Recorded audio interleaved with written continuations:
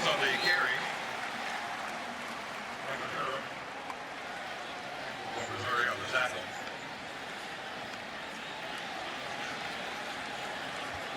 Second down and 6, the ball from the 37, Carolina.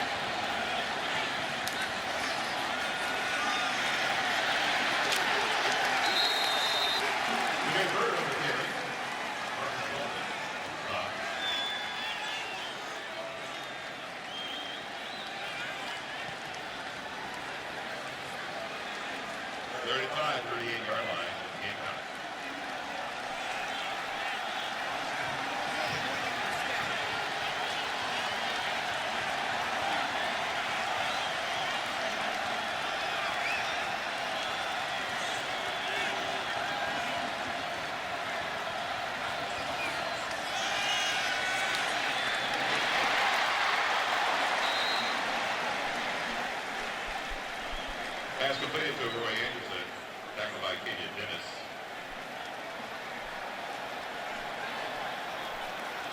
One is short, 41 at the 42-yard line.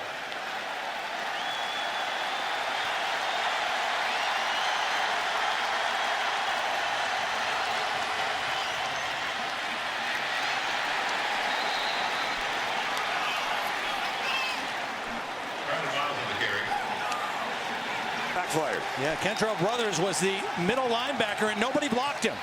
You would think on an inside run somebody's got to get to the second level and pick up that linebacker, and nobody picked up Brothers, and he was there for the tackle. Watch number 10 just come flashing through and nobody blocks him. When you run inside, you have to account for the inside linebacker, and nobody picked up Brothers. And so Missouri sets up shop in South Carolina territory, just outside the 42-yard line. Matty Mock at quarterback. Wants to throw on first down, does. Wide open out there in the flats. Bud Sasser, their leading receiver and one of the captains, and he's got a first down. Pick up a 15. Well, Matty Mock started 4 games last year in place of an injured James Franklin and played pretty well, really, as a freshman, redshirt freshman. Now he's making his 5th start of this season, and his numbers, his completion percentage, almost 10 percentage points higher than a year ago. First down at the South Carolina 27. Mock again to the air, going deep, and it's intercepted at the 1-yard line. Flags are down. Chaz Edwards coming back the other way, and Elders out of bounds. But again, penalty markers all over the place. Not really sure who Matty Mock was throwing this to. It looked like Sasser was the intended target, but when you throw down the seam like that and you put that much air under the football, you're inviting trouble.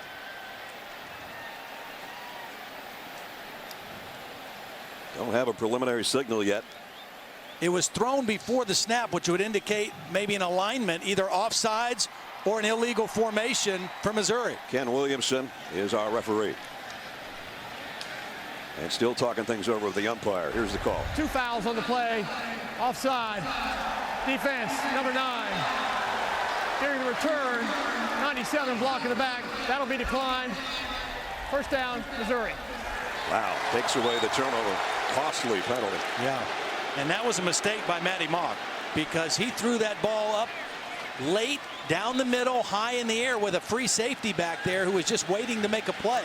So he got away with that, and the offside penalty gives Missouri new life deep in South Carolina territory, and this has been familiar all season. They've had more red zone drives against their defense than just about anybody in college football. Marcus Murphy in the backfield on a first down and 5, and he's going to empty that backfield now. Mock's going the other way with a pass.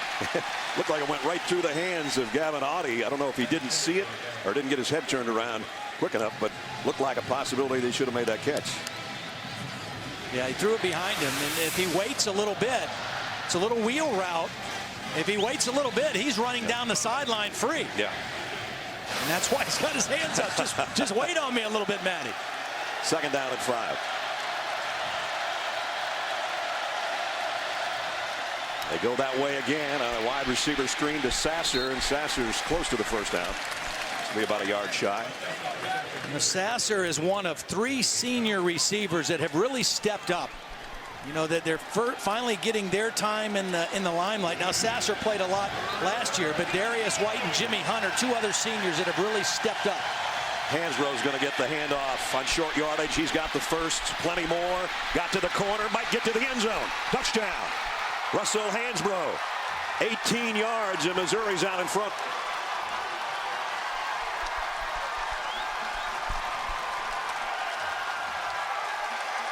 Well, they went on 4th down and short, and it cost them basically a touchdown. Well, they caught South Carolina out of position. They went to an unbalanced line. They took their left tackle, Mitch Morrison, put him on the right side, and he got a huge block and opened up things for Hansbrough. Bag it in for the point after. Up and good. With 12:06 remaining in the first quarter. South Carolina gambled on 4th down in their own territory. Wilds was stuffed for no gain. That was at the 42. And 4 plays later, an 8. This guy over here is the original left tackle, and South Carolina has got too many defenders on this side, and they're going to get a great block here. And this is just a use of formation, an unbalanced line. They took the tackle and moved him over. South Carolina did not adjust their defensive front, and it was a big opening for Hansbrough. A timely call at the right time really caught South Carolina out of position. And, you know, again, part of their problems all season has been a little bit of confusion, guys not being in the right place. That time, really out of spot. This kickoff deep won't be returned. So South Carolina comes out on offense for the second time. For Hansbrough, that's his 4th rushing touchdown of the year.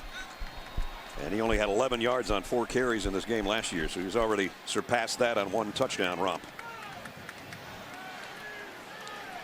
Well, again, last week, South Carolina and this offense was down 14-0 in the first quarter. Scored 24 unanswered points. Part of that was an interception return right at the end of the half. But still, this offense has been pretty productive. There's a guy that was a hero last year in that come from behind double overtime win. Connor Shaw, now in the NFL. Off week for him. He's on the Cleveland Browns practice squad, so opportunity for him to come back home. And he'll be honored here halftime, I believe it is. Here's Mike Davis. And Mike got out to the 30, pick up a 5. Michael Shear, the middle linebacker, was the #1 tackler in the SEC in on the stop. I'm sure South Carolina feels they can run the football. Last week, Indiana ran it 50 times for 241 yards against this Missouri defense. Now, they were without Marcus Golden, and he certainly is a factor, but that's still a lot of runs for an opposing team. Play action and a good one. And Thompson deep. Yep, he grabbed him. Going to be a flag. Farrell Cooper out there had a half step. Yeah, Kentrell Brothers, I think, was the guy in coverage. That's a linebacker on a wide receiver, a little bit of a mismatch, and he just reached out and grabbed the jersey. Pass interference, defense, number 10. The penalty is 15 yards from the previous spot and includes an automatic first down. Watch number 10. Brothers is the guy who made the stop on the 4th and 1. This time he gets mismatched on a wide receiver and grabs the jersey. Otherwise, that's a completion to Cooper. Probably a good penalty, actually. Farrell might have been gone had he not gotten a hand in there. And last week they had all kinds of penalty problems. 10, in fact. First down, Gamecocks at the 45-yard line. Again, play action. Thompson deep middle, this time incomplete. Demir Bird diving attempt, couldn't hold it. Yeah, just a little off the mark for Dylan Thompson. He had his guy. The play action freezes the linebackers, and that leaves a nice opening on crossing routes behind him, and his receiver was too open to make him have to dive for that particular reception. Thompson's already graduated in grad school out of Boiling Springs, South Carolina. Missing a guy. And they run one on to the bottom of your screen on 2nd down and 10. Flares it out to Mike Davis. No blocking help out in front, but he still made a good gain out of it. Picked up about 6. For Mike Davis, that's his 11th reception of the year. Last year in this game, he had 10 catches in the ball game. 10 for 99 yards. Was a big part of the reason that they were able to come back and win that game in double overtime. Rushed for 51 and then did what Todd just mentioned as a pass receiver a year ago. Great all-around back out of Atlanta. Again, 4 receivers for Thompson on 3rd down and short, but it's Davis trying to get wide. Missouri won't let him, and it's Shear again, the middle linebacker, who cuts him down, a loss of a yard. Well, last time they were 4th and short, and Steve Spurrier elected to go for it. Looks like he's going to punt it this time. And I don't know if that's as much a lack of confidence in his offense or his defense of why he's punting the ball right now. I mean, you want to give Missouri a long field right here. Tyler Hall will punt. That's Marcus Murphy. And look out for that guy if he handles one. He's got 5 returns for touchdowns in his career at Missouri. And he's going to have to fair catch this one. So nice punt down around the 10-yard line with 10:17 remaining. First quarter. 7-0. Missouri was ranked last week before their loss to Indiana. They were ranked 18th. So here they are with their second offensive possession. They got a lot farther to go this time as they start at their own 10-yard line. Last time they started after the failed 4th down at the 42 of South Carolina. Trips to the left side from Matty Mock. He's going to keep it on the ground though. Murphy goes down for a loss. Nice play by Gerald Dixon. Yeah, South Carolina needs a big defensive stop here. The punt was a good decision. It was well executed. They've got him down on the 10-yard line in the first play of the drive. You get a win from Gerald Dixon. Good penetration and a loss of yardage play. We'll try to keep the Dixon straight tonight. Gerald Dixon and Gerald Dixon Jr. both on the defensive line as starters for South Carolina. 2nd down at 12. Murphy flares out of the backfield. Mock's going to go complete to Bud Sasser again. As we take a look at our impact players, brought to you by Chick-fil-A. Sasser, one of them. He's already got a couple of catches tonight. Leads the team in receiving. Marcus Murphy, the do-everything guy. Sky Moore, Bryson Williams at cornerback tonight. He switched back and forth between safety and quarterback.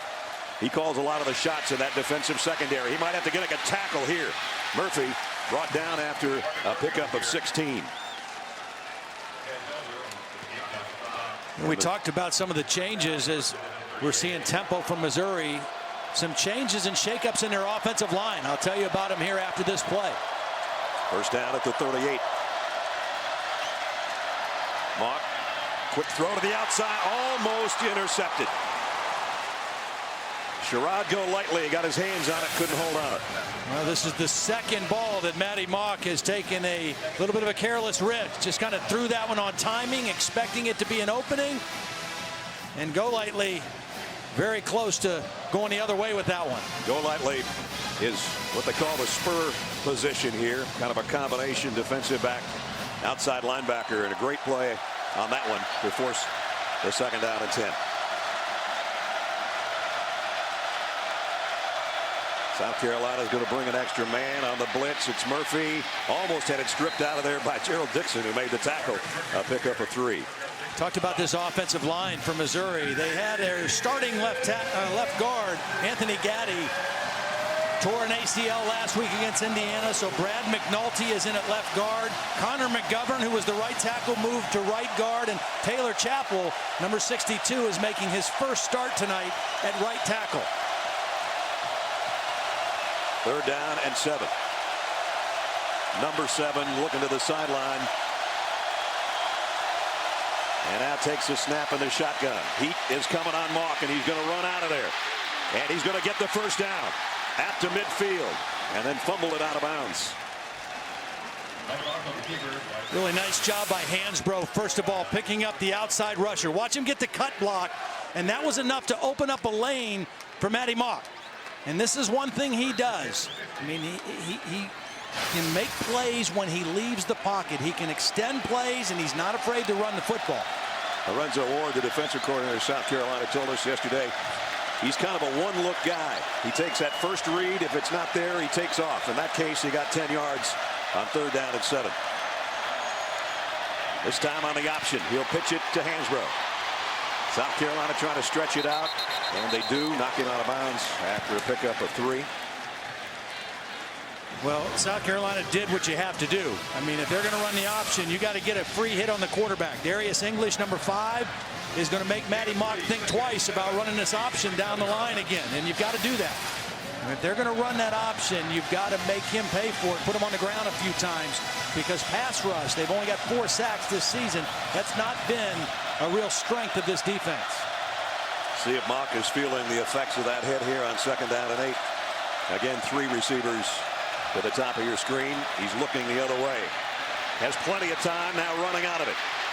And running again. Out at about the line of scrimmage. Maybe he lost a yard. There's Matty's mom and dad, Mike and Gwen. Mike's an outstanding high school football coach. Had a great career at Kenton High School. Both his boys, Ben and Matty, outstanding quarterbacks. Ben played at Wake Forest and then later at Cincinnati. Here's the biggest 3rd down of the first quarter so far. 3rd down and 9. You can tell by the noise level from the South Carolina fans.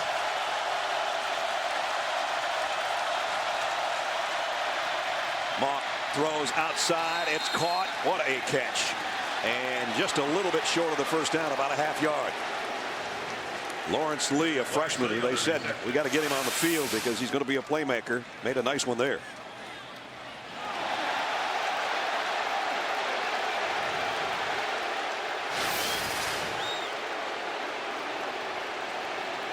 So it's 4th down and about 2 feet.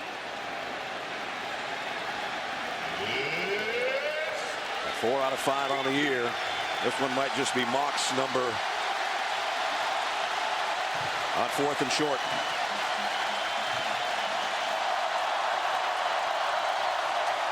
Nope, he's going to hand it off. And Hansbrough's got it easily. You hand that ball off deep to your back, and he has the opportunity to cut that wherever he sees a crease. Evan Bain, the starting center, making his 30th consecutive start. He gets a great block, and that's what Hansbrough saw. I mean, that play started off to the right, had a nice lane to cut back and easily pick up the first down. 11th play of the drive that started at their own 10-yard line. Mock pump fakes. Throws on the run. And a dangerous pass again, incomplete. And again, broken up by Golightly. That could have almost been close to being offensive pass interference because Golightly was actually in better position to catch the football. And Jamon Moore kind of got tangled up. Did a nice job trying to knock the ball away. Average drive against South Carolina, 46 yards, 3 yards longer than anybody else in FBS. Right now they're watching this team go over 50 on this drive. 54. Tight end Culkin in motion, high snap. Murphy trying to sweep the left side. He's going to be bottled up and dropped for a loss. Jonathan Walton made the tackle. Well, one of the problems, actually, they've had difficulty with both things. They've had difficulty stopping the run. They've had more difficulty in the passing game, and they have not been able to generate a lot of rush with 4 men, so they have to commit extra guys, and that leaves you exposed on the back end of your defense. And Ledge, they've allowed 52% on 3rd down to the opponents. They can't seem to get off the field. Here is another 3rd down and 11. South Carolina trying to stand up. Mock throws a screen to Murphy. He outran his blockers, and he'll go down at the 30-yard line, well short of the first down. Pretty good stop that time. They got the good play on 2nd down. They put him in 3rd and long, and they made a good tackle in open field against a guy who's not easy to bring down in space in Marcus Murphy. Andrew Baggett's career long is 46 yards. This one's going to be farther than that. A 48-yard attempt. He's never hit one from this distance so far.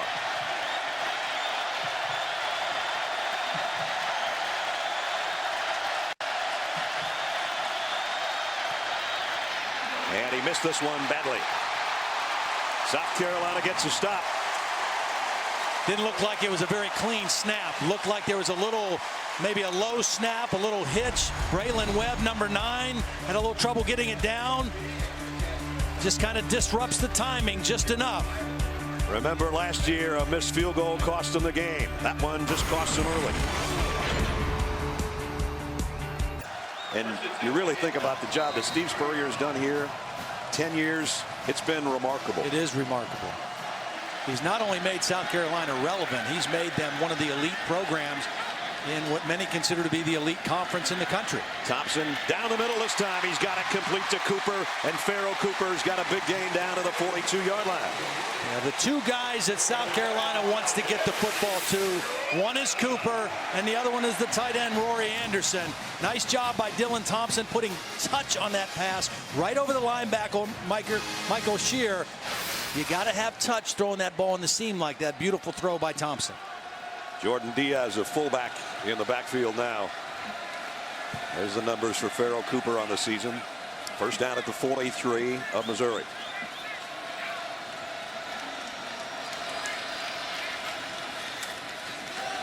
Draw play. Mike Davis trying to weave through traffic. Does a nice job of it. As we check in with Holly. Well, Steve Spurrier said after he saw Pharaoh Cooper catch the ball that he wanted him on offense because he was kind of just running around on defense, not in the mix. He said he's a guy that he comes alive when you put the football in his hands. Steve Spurrier said he has an offensive personality, and he doesn't mean like offensive personality, but just that he's good with the ball in his hands on offense. Steve Spurrier calls him Pharaoh. Yeah. Second down at 4. Thompson, blitz coming. He's going deep. Man out there, flags all over the place. We had 2 receivers in the same spot. Yeah, Arian Penton is going to get called for pass interference. He was working on Sean Carson.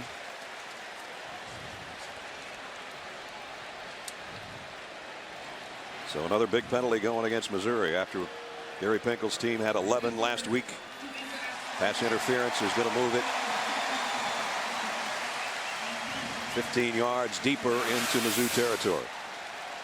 Carson normally out of the backfield. This time they lined him up as a wide receiver, and there's the contact. Just pushed him out of bounds as the ball was in the air.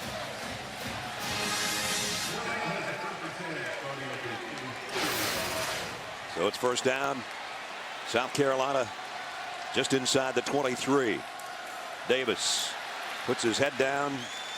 Goes for 4 more. You know, we've already mentioned the penalties against Missouri last week 10, and really it was the last 2, the 9th and the 10th penalty that did them in. The 9th penalty, they had Indiana 4th and 6 on their own 29-yard line with a minute and some left in the game, and there was a pass interference and then a face mask the next play put them at 1st and goal. They're in the red zone where they're perfect this year. 14 of 14, 11 of those touchdowns. They've got it at the 18-yard line. This is where you keep your eye on the tight end now. Rory Anderson, he's right here. It's a big target running down the middle of the field. Play action. Thompson throws high. Intended for Nick Jones. And Nick's one of the smaller receivers for South Carolina. 5'7". Nicky, they call him the governor. Nikki Haley, the governor of South Carolina, so he gets the governor term around here in practice. Well, he has to have a nickname because all the other receivers have cool names. Right. You know, you got Shaq and Demir and Shamir and Pharaoh and Buster. Yeah, and he's Nick, so you got to give him a nickname to go with Nick. Third down at 5. Thompson has time, throws on a crossing route, short, but way short of the first down. It is Cooper again. Well, coming into the game, Missouri has been pretty good on third down, only allowing their opponents to convert 31%, and they've done a good job tonight. Elliott Fry will come out to try a field goal. He's 7 out of 8 on the year. Had the 40-yard winning field goal in double overtime last year. There's his numbers this season.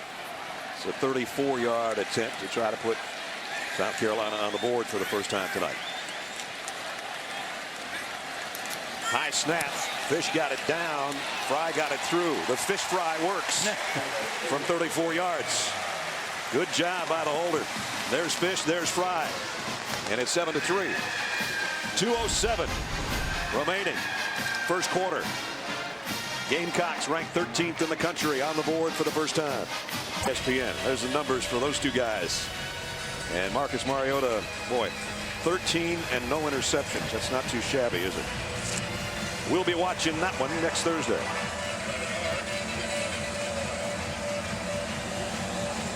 Landon Ard will kick off. Remember, South Carolina's had a lot of trouble on kick coverage, giving up 2 to Vanderbilt last week, after which Steve Spurrier said that he was going to become the assistant kickoff coverage coach. Let's see how they handle this one. The kick is short and will go out of bounds. Flags fly, so it's just about as bad. So you can see the smirk on Steve's face. Can't seem to win on kickoffs right now. Well, I bet he blames that on the head kickoff coverage. Exactly. Coach. Kicking team, receivers have elected to put the ball in play at the 35-yard line. First down. So they'll start from the 35. And let's check in with Holly.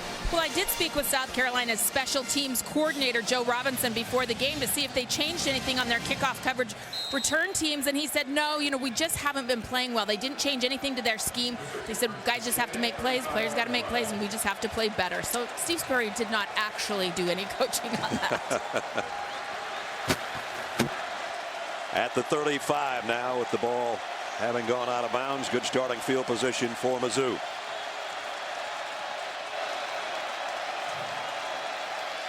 Mock going to go deep. Overshot his intended receiver. That was Lawrence Lee. Well, one thing that South Carolina is doing pretty good tonight is defending Matt Mock on first down. Coming into the game, he'd been completing 81% of his passes on first down. That's where he's been doing most of his damage. He's now 1 for 5 throwing on first down for only 15 yards. So they're taking away something that's been a real strength for Matty Mock so far this season. Notre Dame and Syracuse getting underway in about 20 minutes on ABC, and Oregon State and the Trojans of USC follow us. Mock throws over the head of Lawrence Lee, so he tried to go to the freshman twice, neither complete. One of the things we're seeing differently from South Carolina tonight in their pass coverage, they're playing what's known as quarter coverages. They have not shown it at all yet this year. They're trying to clamp down on the intermediate routes a little bit more. They've been primarily a 3-deep zone defense, and right now they've given Matty Mock a little different look in their pass coverage. They got off the field last time on 3rd down and long with a missed field goal by Missouri. See if they can get another stop. 3rd and 10.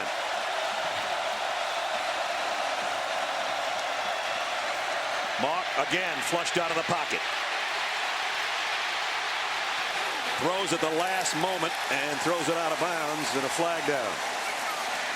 Excellent coverage. Excellent coverage by South Carolina.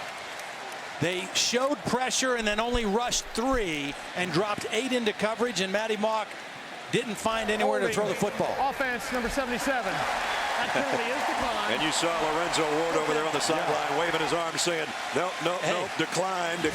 Coming into the game, they had only had 4 3-and-out drives the entire season.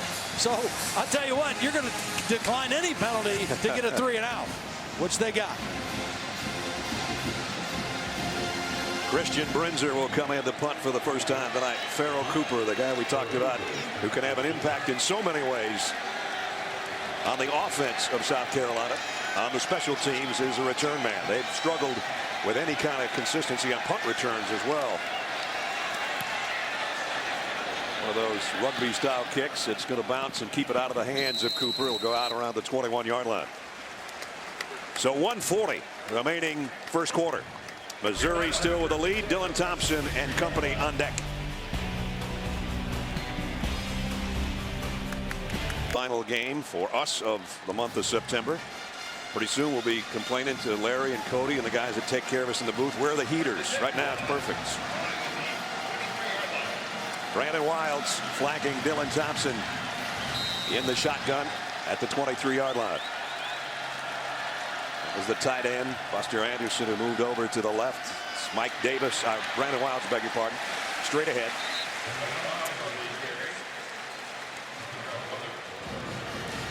Wilds a good guy to spell Davis. They don't lose much when he comes in there. Both physical runners, both well over 200 pounds. He got 5, 2nd and 5. The quick throw is complete out to Nick Jones, trying to stretch out to get the first down. Picked up 3, and it'll bring up 3rd and short. Well, this is a critical 3rd down play, I think, for South Carolina. They've got to get a little momentum going offense. They have not converted a 3rd down yet. They're 0 for 3, and they haven't been that long. They've had a pair of 3rd and 5s and 1 3rd and 3, and this one even shorter. Cooper goes out in the slot to the right side. And some motion movement on Cody Gibson, the big tight end who's basically a tackle. Offense, number 90, 5-yard penalty. It remains 3rd down. Shane Ray, number 56, shifted outside. And when he made a movement, that kind of just instinctively caused Gibson to move. See, Shane Ray was moving out into a different stance. Gibson took off early. And now it changes the complexion of this 3rd down play. Does it ever? 3rd down and 6. Thompson over the middle, got it to Anderson, the tight end, but he's short of the first down, and the ball comes out at the end of the play. Flags down as well. That's twice now we've seen on 3rd down the tight end Anderson run a route, but be short of the first down, and a good open field tackle by Missouri. That's 2 times that's happened to South Carolina.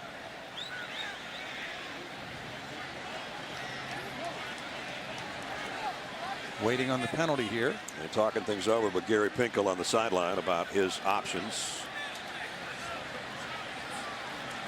Gary's saying, what's it going to be if I take it? What's it not going to be if I don't? Pass interference, offense, number 89. The penalty is 15 yards. Repeat 3rd down. So they get another chance, but it's a 15-yard walk-off. That's the other tight end, Darrell Adams. Yeah, he's just got to avoid contact. I mean, he ran into Kentrell Brothers on his way into his route. It wasn't necessarily a pick play, but he just has to avoid contact. You see running into Brothers. So 3rd down again, but way back at the 15-yard line. They went from 3rd and 2 to 3rd and 7 to 3rd and a mile. 3rd and 18. Dylan Thompson has to be very smart here. It's a difficult conversion right here. Maybe a screen pass or something that might get some yardage. Nope. Going to throw short. Anderson again. And another flag. Picked up about 4 yards. So depending on what the penalty's about, it'll be 4th down and 14. Holding, offense, number 75. That penalty is declined. 4th down. And Will Sport, the guilty party that time. And boy, South Carolina went in the wrong direction on that possession. They'd have been better off taking a knee on 1st down and then punting. 4th and 15, and we'll have to wait till the start of the 2nd quarter for the punts and Marcus Murphy's return. End of 1. Missouri unranked, leading number 13 South Carolina 7-3 at the end of the 1st quarter.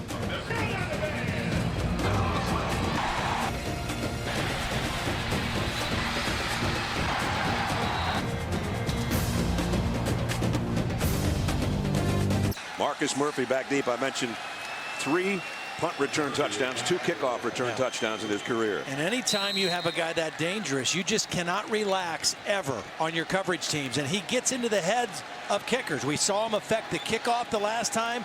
What will he do to the punter on this particular play? Tyler Hall, 2 punt. And this one he's going to have a shot at. Murphy from the 33. First man missed.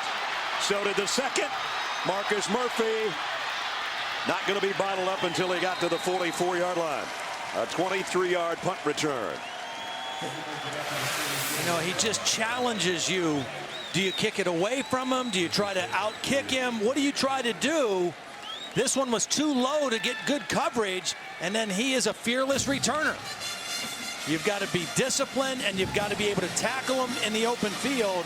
And that time, he gets a good return and sets Missouri up in excellent field position on the other side of the 50.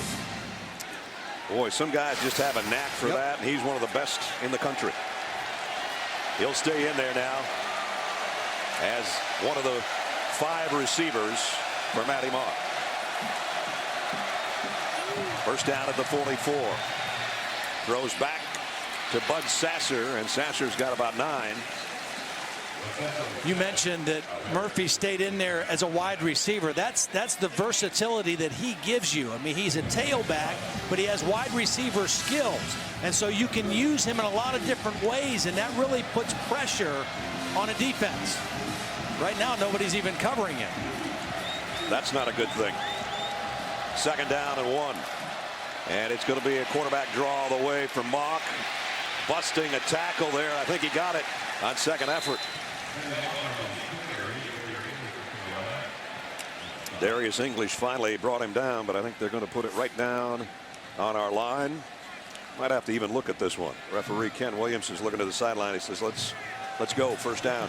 Was going to bring out the chains and said, no, we got enough.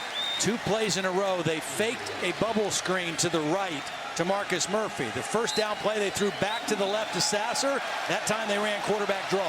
One of these times they'll whip it out there to him. They hand it to him here. Murphy, and he's close to another first down. I'm going to say he stepped out after an 8-yard gain. Murphy not as physical as Hansbrough, but very quick. Nice job that time. Evan Boehm, the center, getting out in front of that play. He gets it again going wide to the left, and he's run out of bounds this time. Nice job by Marquise Roberts, the linebacker. Sophomore out of Powder Springs, Georgia, makes a nice play and forces a third down. Hansbrough comes back in. Murphy will go out.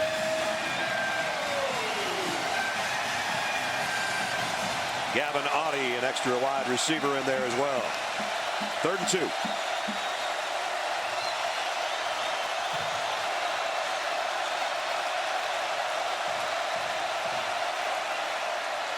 Mock in trouble. Backpedaling. Going way back deep. Trying to get rid of it. He's not going to get it to the line of scrimmage. He got it near Hansbrough. And he was out of the tackle box, but boy, South Carolina brought some heat that time. They did, and they brought it inside, what you want to do on a shorter quarterback. See, the pressure comes right up into the face of Matty Mock, and he doesn't have vision down the field. And then he does what he does instinctively, which is try to get out of there and make something happen. Good design of bringing pressure inside right up into the face of a shorter quarterback. Flag down on the play, and they're walking it all the way back to the 48-yard line. You know what? There might have been intentional grounding if the ball did not cross the line of scrimmage. I think that's probably what the call was. He can throw it away when he's out of the pocket, but the ball still has to cross the line of scrimmage. So a punting situation for Missouri. Brinzer to kick. Basically, that was a 25-yard penalty. High and deep. He got all of this one. Cooper just lets it go. He got too much of it. Bounced at the 1 into the end zone. 52-yard punt, but they'll bring it out for South Carolina's offense when we come back. Connor Shaw, we talked about him earlier. Hollywood, number 6 Aggies here. Number 13 South Carolina trails Missouri 7-3. Dylan Thompson on the offense starting at the 20-yard line.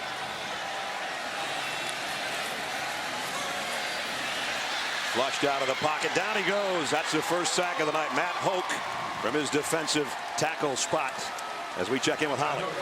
Well, the loudest the stadium has been tonight is when they introduced this young man, Connor Shaw, the quarterback from last season, coming back. Connor, what did that mean to you to hear how much you have been received here? Oh, it's very special. I mean, this is my home, and it's always good to come back. And I've been looking forward to watch these guys play. You've had such a special career, but most importantly against Missouri, you came in the third quarter and led that comeback last year. What memories have flashed through your mind tonight about that? A lot. I mean, it was such a burden released off my shoulders after that game, and I came in, created a spark, and the team took advantage of it, and we were able to pull it out. Here's Mike Davis. Nice gain as we go back to Holly. Well, Dylan Thompson is a close friend of yours. I know that you guys talk frequently, if not every day. What is it that you're trying to help him with this season? I think he's been there, done that. He's played in a lot of games, big-time games, and he knows what it takes to win, and I think he's progressing each week, and I think he's doing a great job. Great to see you, Connor. Sure loved watching you play. Connor married now, is a new daddy. Yep. Had a little girl a couple weeks ago. Saw his wife and little girl down on the sidelines before the game. Dylan Thompson in a tight spot right here. Third down at 12. Steps up in the pocket, almost lost the football and goes down again. And it's Shane Ray from the defensive end, and that is his 7th sack of the year. See, the thing about this Missouri defense over the last 2 years, that's their 2nd sack tonight and their 49th sack over the last 2 years when they only rushed 4 or fewer. That time they only rushed 3, but they have outstanding speed pass rushers. And when you can get pressure on the quarterback with 4, that allows you to be real creative with your coverages and double guys and do a lot of different things. That's been the key to their defense. Well, Marcus Golden and Shane Ray, we talked about being impact players last year. They had Michael Sam and Coney Ely. So those 2 guys are playing in the league. And so they continue to get pressure on the outside. And yeah, and see how Murphy affects the punter. Yeah. The last time he kicks a great kick, but he gives up a big return. That time he kind of shanked it. And once again, Missouri with their own team, but tonight more quarters coverage. And what that does is allow them to kind of clamp down on the intermediate routes a little bit more, close the windows.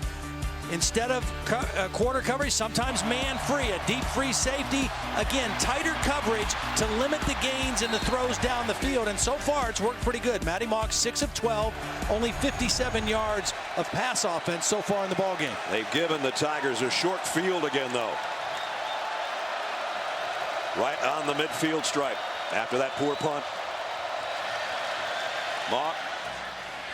And incomplete, intended for Sasser, who couldn't quite scrape that one off the turf.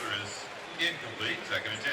They've done a better job of guarding the intermediate routes, and they've done a great job defending on 1st down. That was a bad throw, but again, Matty Mock coming into this game has made most of his noise throwing the football on 1st down, and it hasn't been there tonight. Only 2 of 7 on 1st down plays. Murphy's with him in the backfield on 2nd down and 10. Changing things up, trying to get the word across to his offensive lineman. Throws. Lee didn't get turned around quite in time, but there was some pressure coming on Mock, and that's why he had to throw early. Again, we got to keep in mind they're missing one of their key receivers now. Darius White, one of those seniors who has stepped up, had 15 catches coming in, strained a groin muscle last week, is not playing, and so they're playing some younger receivers that haven't had a lot of game action until tonight. There's Darius White right They're missing Jimmy Hunt too, who would be in the 4 receiver sets. 3rd down and 10. 3rd time it's been 3rd and 10 or longer for the Tigers. Here comes the pressure. Mock's got to get rid of it again, trying to get it back. And Roberts again was the guy that was applying the pressure. We'll see, whereas Missouri gets pressure with 4, South Carolina has to bring 5 or 6. This time they bring more than Missouri can block. An unblocked guy coming off the edge is able to force Matty Mock out of the pocket and throw the football away. So good design and the right time to call that pressure by Lorenzo Ward. And Marquise Roberts, the guy that applied it. Farrell Cooper back waiting on Brincer's punt. He's got a fair catch, this one around the 20. So no harm done on a short field. South Carolina gets the ball back when we come back. The offense the Gamecocks can put a little extra step in it here. They've only got a field goal so far from the 21-yard line. Mike Davis trying to follow his blockers. Just got a couple. Yeah, both defenses really have kind of controlled action in the football game. South Carolina has been held without a first down on 3 of their 5 offensive drives. And again, coming in, this is an offense that has been moving the ball with balance all season. There's Dave Steckel, defensive coordinator, his group doing a nice job. They're different styles of defense, but both defenses playing pretty well tonight so far. 2 tight ends set for the Gamecocks here on 2nd down and 8. Thompson throws short to one of those tight ends, and he dropped it. See, one of the things that's different for South Carolina, and I feel like Missouri's kind of locked into this, is Dylan Thompson is not a threat to run. Right. He's not a threat to run any zone read stuff, and he's not a big threat to scramble and make plays outside of the pocket the way Connor Shaw was. And the last 2 years, Connor Shaw had huge games against this Missouri defense. Dylan Thompson is an excellent thrower, but he's a one-dimensional quarterback. They haven't picked up a 3rd down in 5 tries. They've got 3rd down and 8 here. Thompson rips it down the middle, and that one is a first down. Great protection. Demir Bird. And when you block with 5 and they rush 3 or 4, you should be able to hold them out. It's a 4-man rush. It's good protection, and it gives Dylan Thompson a chance to find a receiver in that intermediate area for the 3rd down conversion. Demir Bird caught 4 for 76 last year in this matchup. 18-yard gain gives the Gamecocks a first down. Back to the ground, and Mike Davis stopped by Ian Simon. Picked up 4 more. You know, and even that play, it was a zone play, and he carried out the fake, Dylan Thompson, but nobody from Missouri even respected that he might keep the football. I wouldn't be surprised if Steve Spurrier says, you know what, before this night's over, you're going to have to keep one of those to make this defense honest. Look out. Got rid of the ball just as he was leveled. Incomplete. Intended for Jarrell Adams. One of the few times that Missouri's brought extra people on that play. Secondary blitz, unblocked guy coming in there. Shearer came in, and so did Beisel. Newsom coming from the outside. Dylan Thompson had to get rid of it, and now we got another 3rd down situation. And a couple times on 3rd down, they've thrown the ball to Rory Anderson, but he's been short of the first down marker. Let's see if he extends his route on this 3rd down play. You see his passing's good on 3rd down, but the conversions of 3rd down is not. He's going to run a quarterback draw. Todd called it. This one isn't off a zone read, but on a quarterback draw, he's got a first down. He reached for the football, and that got the first down. Again, Missouri just not respecting him as a running threat, and that was a good call at the right time. Brandon Wilds, the running back, becomes a lead blocker here. It's quarterback run all the way, and Missouri not expecting it at all. Nice block by Wilds, and an extra effort reaching the ball forward by Dylan Thompson. First down at the 48. As we're down to 8.5 minutes remaining in the half. Play action, deep shot coming soon. There's the play action. There comes the deep shot. Long ball, man there, got it. Demir Bird. No, they said he was out, I think.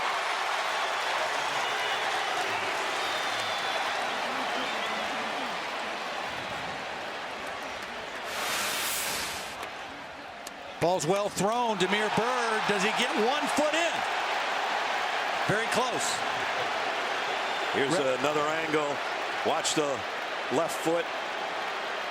No, Oh, it's boy. on the line. It's just barely. Yep, good call. Official in perfect position to make the call. He's got to get 1 foot down, but it's on the line.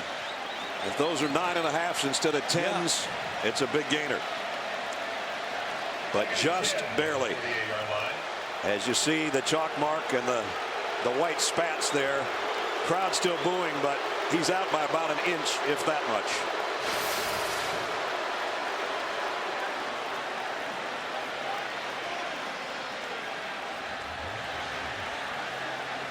So the play action long ball that Ledge called, almost a big gainer. So it's 2nd down at 10.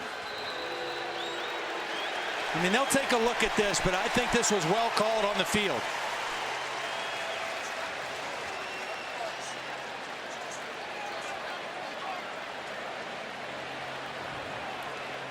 There's the marks. Wow, great shot. And that is not even an inch, I don't think. And Demir Bird knows it. Normally, where South Carolina likes to take their deep shots is on a deep post pattern, not so much the deep sideline route like they tried right there. They like to throw the ball over the middle deep on post routes. So it's 3rd down and 10. They were just adjusting the play clock is what the stoppage was about. So Dylan Thompson's got another crack at it. Bird goes out after running that long route. Nick Jones, number 3, comes in that spot. Well, you got to block these 2 defensive ends now. This is what they live for. 3rd and 10. Marcus Golden and Shane Ray. This is how this defense is built. Get to 3rd and 10 and turn these 2 outside guys loose.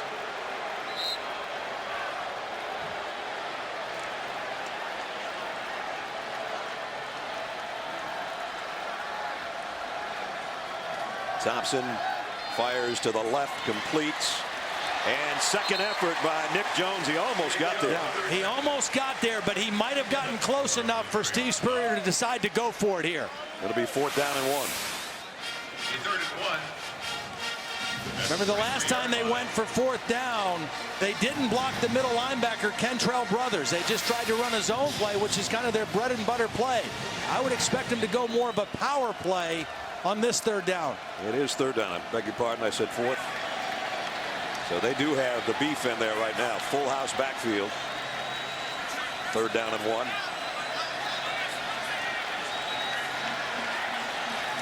Straight ahead for Thompson.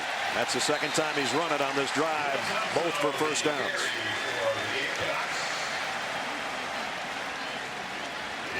Again, another opportunity for play action here. They get another conversion. And I would expect this time they might try something down the middle, a double post route potentially. You've got Cooper and you've got Rowland and Cooper on the same side. They like to run play action double post. 10th play of the drive. There's play action. Thompson, though, in trouble, and he almost dropped the ball again. And it's Shane Ray again. That's his 2nd sack of the night, 3rd for the team. Well, Shane Ray, they're just so quick. They're quick off the football. They run inside stunts with great quickness and technique. Shane Ray came on an inside move that time and beat his way past Corey Robinson, the tackle, to the quarterback. A big loss back to the 49. 2nd and 19.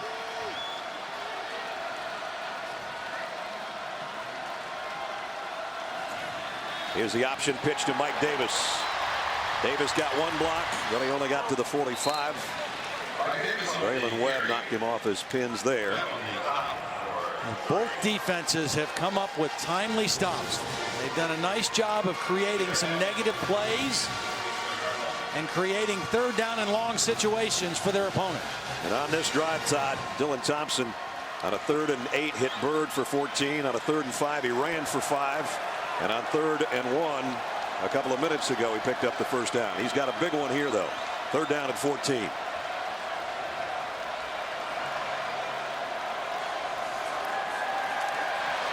Dylan has to reshuffle, and incomplete intended for Nick Jones. Kind of slipped in his hand, and he had to re-grip the football, and that might have cost him the completion. Well, they had an opportunity because Missouri brought extra people, so that meant single coverage down the field, and Thompson did a nice job of stepping up in the pocket to buy a little extra time, and you can see him talking to Nick Jones. A little miscommunication on what the route should have been there. And Tyler Hall will come in to punt, and if I'm Tyler right now, I forget about who's back as a return man and try to knock this thing inside the 5-yard line someplace.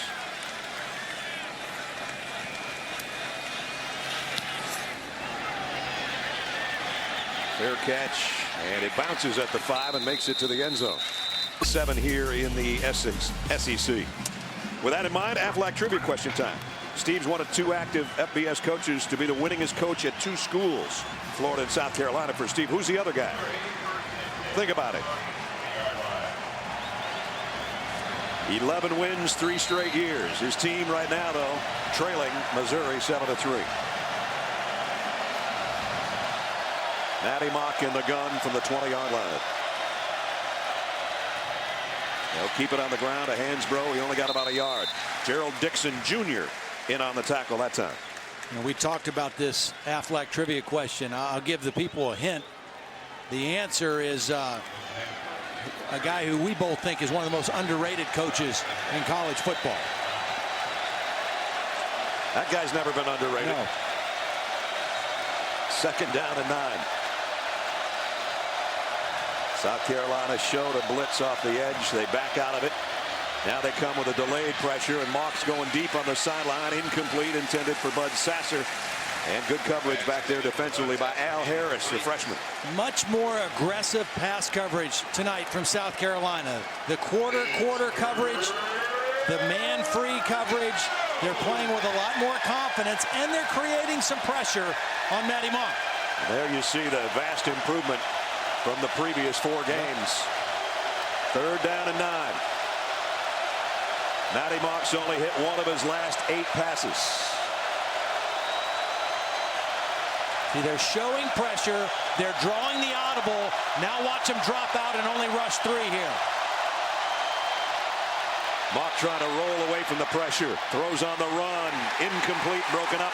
And a flag flies in late. TJ Gurley is going to get called for pass interference. Well, the reason Gurley's going to get called is he made a great play with his right hand, but his left hand was all over the back of the intended receiver, the tight end Sean Culkin. Pass interference, defense number 20. The penalty is 15 yards from the previous spot and includes an automatic first down. If the official would have been in front of the receiver, he wouldn't have called this, but he was standing behind. See, there's the left hand wrapped around the waist of Culkin. Great play with the right hand, but the field judge in perfect position to call that penalty, and rightfully so. So a killer penalty it is. They would have had to punt from relatively deep in their own territory. Instead, Mizzou's got a first down at the 36. Just under 5 to play in the half. Marcus Murphy will get the hand in the middle and showing good power, and he popped out the other side for a first down into South Carolina territory. Bad tackling by South Carolina. They had him bottled up for about a 2-yard gain. Nobody takes him to the ground. And so he just does what a running back should do. Just keep pumping those legs, and if nobody tackles you, keep running forward. Got it to the 49 of the Gamecocks.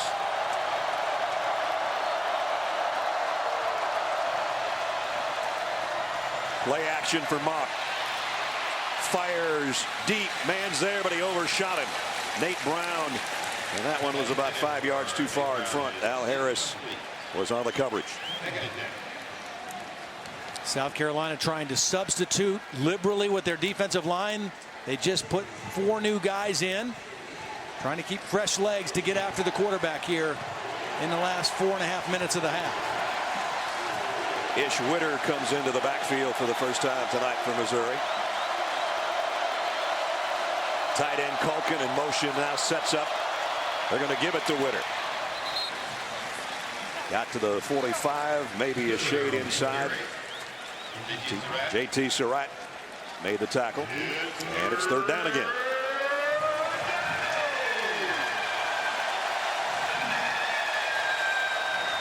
Marcus Murphy comes back in. 3rd down along 5. Well, you've got your primary receiver Sasser at the bottom of the screen, and you've got the mismatched receiver, the tight end Culkin, in the slot. Matty Mock doesn't like what he sees and uses the timeout. So they'll talk about it here with just under 4 minutes remaining in the half. That's produced only 1 touchdown. That by Russell Hansbrough, 18-yard touchdown run, and that was after South Carolina had gone for it on 4th and short and came up short, and it was the end of a 42-yard drive after that. Well, a little bit earlier we asked you the Aflac trivia question. Steve Spurrier, one of 2 active FBS coaches to be the winningest coach at 2 schools. And who's the other? Gary Pinkel, Toledo and at Missouri. And we were talking about Gary doing such a great job, and I don't think he gets Ledge enough credit for it. I don't either. I think he's one of the more underrated coaches. You look at his record, and he's had a pretty clean resume, too. He was a longtime assistant with Don James at Washington. Then he went to Toledo, was there 10 years, went to Missouri. He's been there. This is his 14th year. Just quietly has done a great job wherever he's been. No doubt about that. And his team right now trying to pull up and upset. They got a long way to go. They've got 5 yards to go on 3rd down. And even after the timeout, Mock looks a little bit confused. Single coverage on Sasser right here. That's where he goes, and he's got the 1st down. Draped all over him, the defender, DJ Smith, but he got 10. We got a flag at the top of the screen. Not sure. We got an injured Gamecock down. I think that's Al Harris. The throw was complete for a 1st down. And there was a penalty flag thrown on the Missouri sideline. Interference, offense, number 24. The penalty is 15 yards from previous spot. So Lawrence Lee, the freshman receiver, the offensive pass interference. We'll get a look at it here. Oh, yep. He intentionally went into the defender, and Harris is the guy that's still down. You know, they tried to run a little pick or rub play on that side to the 3 receiver side, and Matt Mock did the right thing of throwing to the single receiver side. Al Harris, a true freshman out of Fort Lauderdale, Florida. It's Al Harris Jr., if the name rings a bell. His daddy was a good one. Played in the NFL, was a Pro Bowl cornerback. Played 14 years in the league, and they really like Al Harris Jr.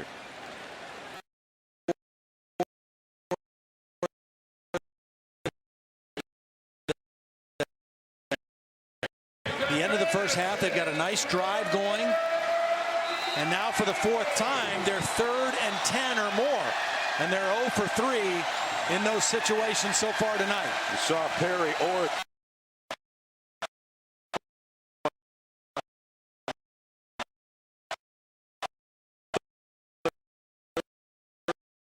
In a bunch.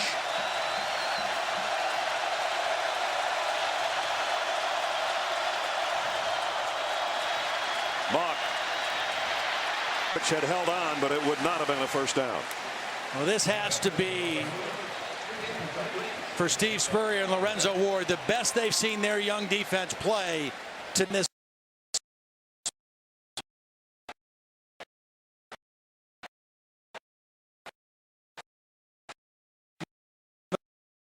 Missouri offense outside of that initial touchdown drive. Farrell Cooper will wait on Brunzer's punt. Farrell standing back around the 20 again. The kick goes down on the bounce from the 18. Cooper bounces outside, looking for a block. Got the corner. Farrell Cooper, and he's collared at the 40-yard line. They're looking for a flag over there. They're not going to get one. Yeah, I don't think it was. He didn't pull him down by the back of the jersey. He got up close to the face mask or the neck area, but I don't think it was a foul. That's about the best punt return South Carolina's had all year, and they needed it right here. It was a very low punt, and Cooper fielded it cleanly off one bounce. Now the crowd is reacting to the replay on the big screen as we see Cooper. Yeah, I don't think he grabbed the face mask, or it wasn't a horse collar. It was a high tackle, but I don't think there was any foul. Got him by the shoulder pad. Good starting field position, though, at the 41-yard line. South Carolina's got all their timeouts. Davis hasn't been able to break one. He's had some big runs in his stay here at South Carolina and hasn't been able to pop one out yet so far. He's got 44 yards on 10 carries. Mike is really put together. 5'9", about 225 pounds of gristle. Second most in school history. We saw him take one about 75 last year, one of the games we did. 2nd and 7 for Thompson. Down the middle and complete, but again short of the 1st down to Anderson, the tight end. 3rd down and very manageable, though.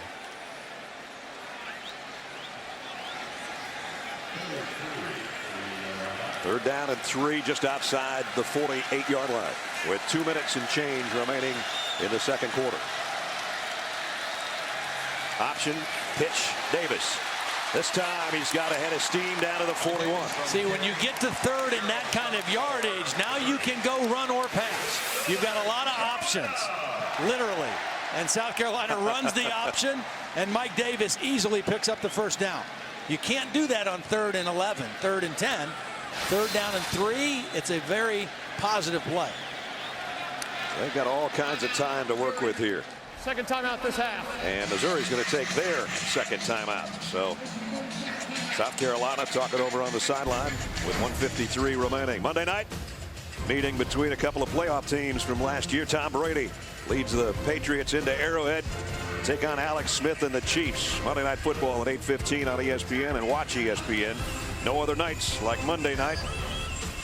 One guy is closing in on about, what, 50,000 passing yards, Tom Brady.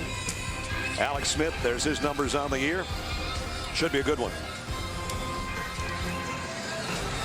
I know Missouri called that timeout, but I think that timeout works into the favor of South Carolina. Me too. I think it gives Steve Spurrier a chance to get his whole offense together on the sideline and call exactly the play that he wants. And this is, again, that situation where he may take a shot for a touchdown right here. The one thing that Dylan Thompson has to be aware of, though, is he can't take a sack. If they do call a pass and he doesn't have what he wants, he's got to either run it or get rid of the football. He can't take a sack here. At the 41-yard line, first down. Dylan Thompson, screen pass to Davis. Blockers in front. Davis into the secondary.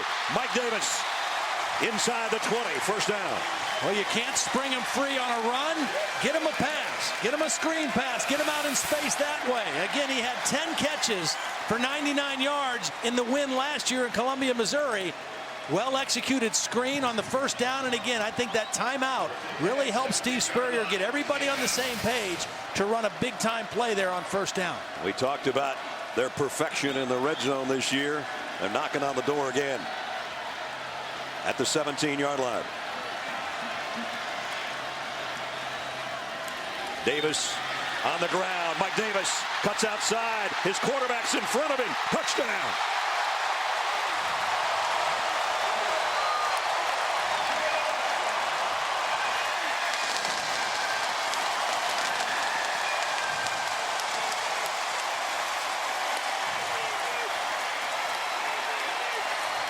That was the Mike Davis drive for South Carolina. They've got the lead for the first time.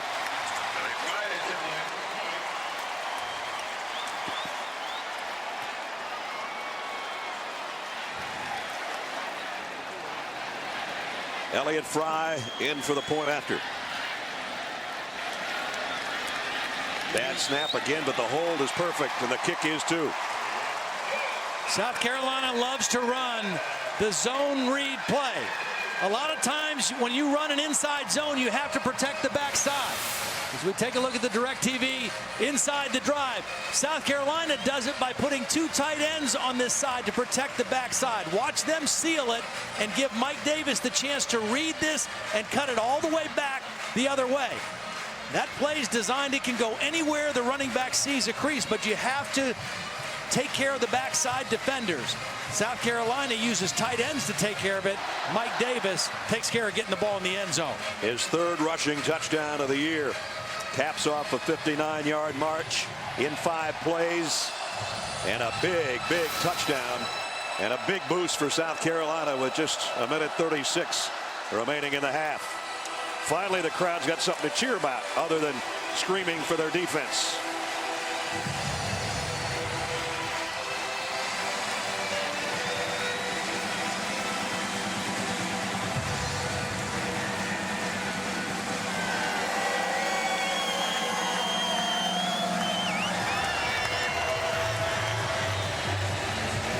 Zach Simaglia will kick off.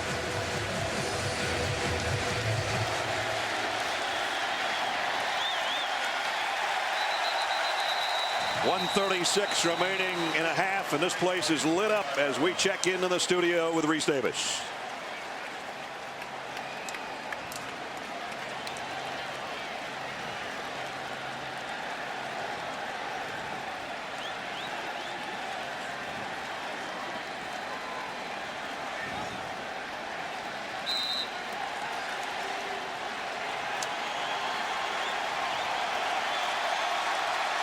All right, Reese, we'll see you in a minute and a half.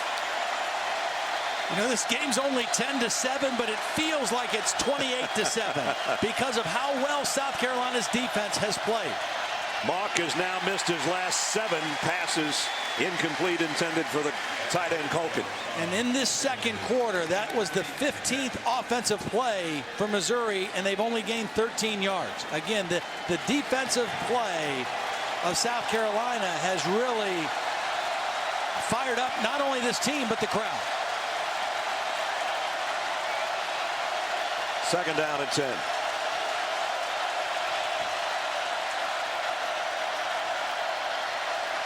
Murphy. Whoa, did he get leveled at the end of that run by J.T. Surratt. And he said, Surratt. Wow. Well, when 310 meets 195, that's usually the result you're going to get.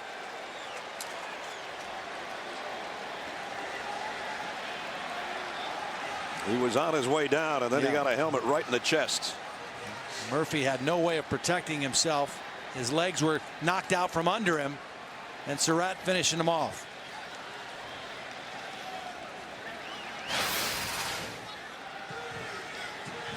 Cedric Cooper is an injured player right now. We've got a 3rd down and 5 coming up. The much maligned South Carolina defense.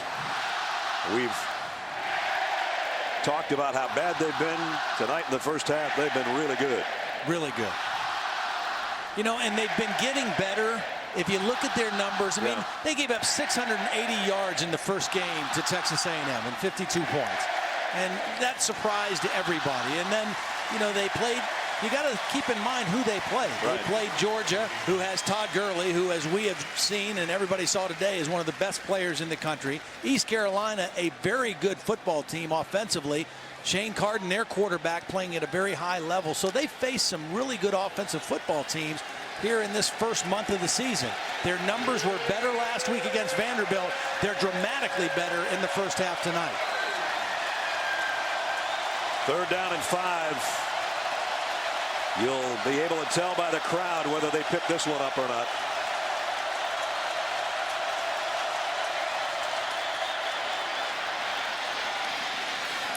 Murphy knocked out short.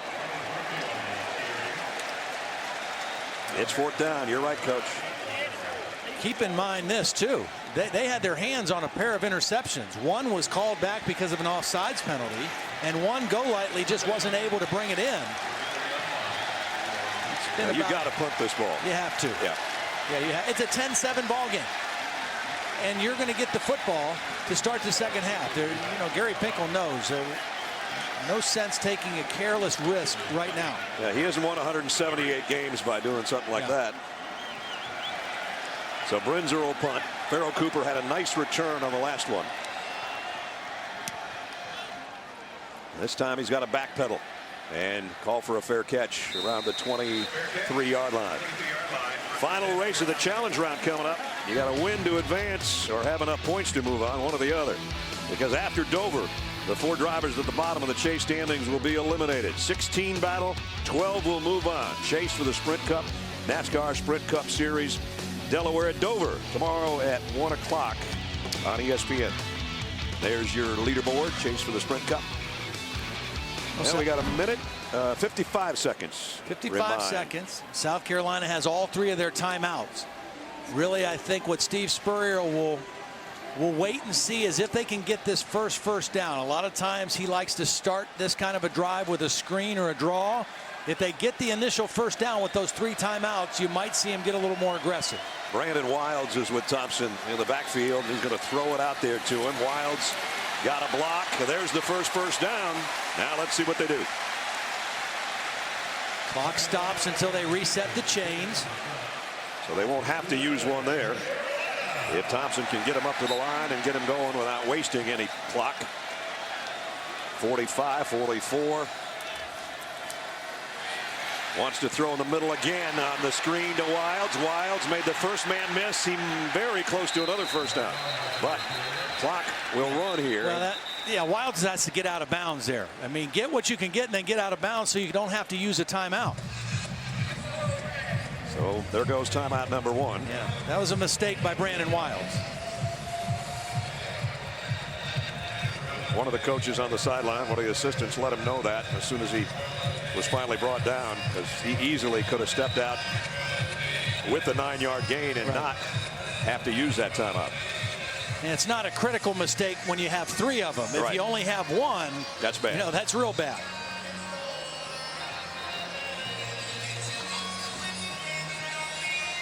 So they've got it at the 42, almost the 43-yard line, right there in between the two. Our umpire is going to make sure nobody moves the football till we come back out on the field to a 2nd down and 1 with 32 seconds remaining in the half. Boy, if they even had a field goal attempt out of this, they would think that they were pretty fortunate in the last couple minutes of this quarter. Yep. Speaking of field goals, Elliott Fry, I mentioned earlier, his career long is 45, so they got quite a ways to go yet. I think the next time we see South Carolina take a deep shot down the field, we're going to see something with some max protection, maybe extra tight ends in to help protect the quarterback, Dylan Thompson. Farrell Cooper's in the Wildcat right now. He can throw it too, but this is run all the way. Tripped up a little bit. I don't know if he got the first down. I don't think so. I don't think he got anything. Might have lost a foot. So other than getting out of bounds that time, that didn't do anything for South Carolina's possession here. They still got 3rd down and 1.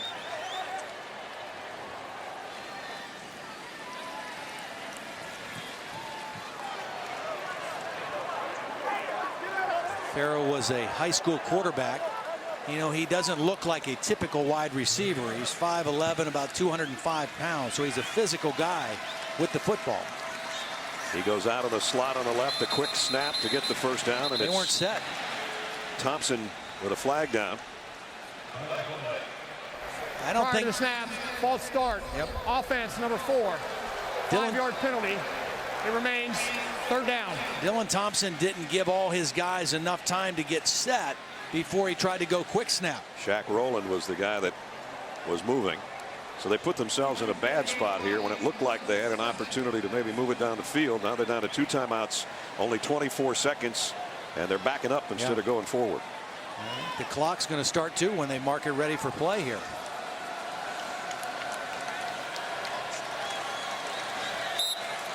Oh, they backed it up a couple seconds too. Yep, back to 26. Thompson sets his feet, fires deep in the middle, incomplete, intended for Nick Jones. And we're down to 21 ticks remaining, and it's 4th down.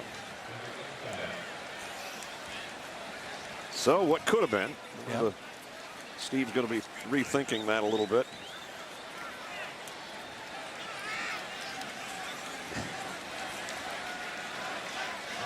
So Tyler Hull again to punt. The only thing you want to do now is keep it away from that guy. Whatever you do. Doesn't have to be a great punt, just get it out of there. And he got a dandy out of it. And he forces a fair catch by Murphy back around the 22-yard line. 14 seconds remaining. Our aerial coverage tonight provided by Goodyear. Everything Goodyear has learned making tires that go the distance inspires what they roll into yours. Goodyear, more driven. Great look at Williams-Brice Stadium, where South Carolina's won 20 of their last 21 here. They had an 18-game winning streak snapped at the beginning of the season. But since then, they've won 3 straight and are leading the SEC East. They were the preseason favorites to win the East by the media. Missouri, the defending SEC East champs. And both teams' defenses have given all they can handle to these 2 quarterbacks tonight. Again, Missouri's going to get the football in the 3rd quarter to start things off. But as they head to the locker room, it's 10-7 South Carolina as we head down to Holly. Well, Coach, you told me yesterday you thought your defense might play better this week. What stands out to you about how they played? Our defense has played super. They really have, and our offense sort of stinks right now. But we did get 1 drive, and we're ahead somehow. So hopefully we can just keep playing hard and see what happens. Given the pressure that they've put on your quarterback, what did you find in that last touchdown drive that started to work? Well, we hit a screen pass. We made 1 good run, but we're still struggling. We got a lot of mental errors that's hit us tonight somehow. And Coach, last question, their only points they've scored came after you went for it on 4th down the first possession. What went into that decision? We thought we could make 1 yard. We didn't do it. Thanks, Coach. Well, they did it against Georgia. They didn't do it tonight in the first half. But they've got the lead, even though their offense stinks, according to the coach. 10-7 at halftime as we send it to Reese and the guys for the Buick halftime report. Reese. Start investing in your children's future. Learn more at Future. Step out here today. In front by 3 now as we're just about set to start the third quarter. Welcome back, everybody. Brad Nessler and Ty Blackledge. Holly will be along down on the field coming up shortly. Partner, I think if you told Lorenzo Ward, the defensive coordinator, or the head ball coach, that he could held a Missouri team that's pretty high-powered to 117 yards, he'd take that, wouldn't he? Absolutely. I mean, remember, coming into the game, they'd given up 480 yards a game. They were last in the SEC, 114th in all of college football, so they couldn't have played much better than they did that first half. They really limited everything Missouri did other than that one scoring drive. It'll be interesting if we see more fireworks in the second half from these two teams. And really, Missouri's defense played extremely well, too. Yeah, Thus, we have a 10-7 football game. I mean, the defenses have controlled the action so far. As we said, the Tigers get the ball to open the third quarter. Samaglia's kick will go to Marcus Murphy, and he's just got to watch this one go. As we check in with Holly Rowe. Holly. Well, 5 of the 11 starters for Missouri tonight are in a new circumstance. Jimmy Hunt, their top wide receiver, he warmed up in this game, but because of a knee injury suffered Wednesday in practice, he was unable to go. Darius White was already out, and 3 offensive linemen are in a new circumstance tonight. When I asked Gary Pinkel how that was affecting his offense, he said, look, it is, but I'm not going to make excuses. We've had opportunities, a fumbled snap on the field goal. We should have scored there. Intentional grounding when we were down near the red zone. Should have scored there. No excuses. We have to get better. So does his quarterback, who's only hit 1 of his last 11 passes. Matty Mock from the 25. First down, Tigers to open the third. Hansbrough straight up the middle. Goes for 5. Darius English made the tackle. English has the tough task of trying to replace Jadeveon Clowney. And he's not even close yet. And they're trying to put some pounds on him, each 5,000 calories a day. But if he weighs 241, as they have him listed, then I weighed somewhere less than what I tell everybody. 2nd and 5. Quick throw behind the line of scrimmage, and a nice defensive play by T.J. Gurley. Wow, what a play. I mean, he just drove right through the guy trying to block him, and not only shed the block, but made the tackle. Gurley reads it quickly, runs right through the tight end Sean Calkins' block, and makes the tackle. You can't have a better situation if you're South Carolina's defense to open the first possession, forcing a 3rd down and 8. The only way better is if they get a stop here and a 3 and out. The tight end will come over to the near side now. Mock's having trouble with the call from the sideline. Got to hustle. Rolls left, wants to throw back across the middle. Dangerous territory, incomplete. 3 and out, number 4 for Missouri tonight. I couldn't tell if they were trying to move the pocket intentionally that time or if Matty Mock just decided to leave the pocket. That's a tough throw. Roll one to his left, trying to get those shoulders square and throw accurately to a deep corner route like that. That is not an easy throw to make.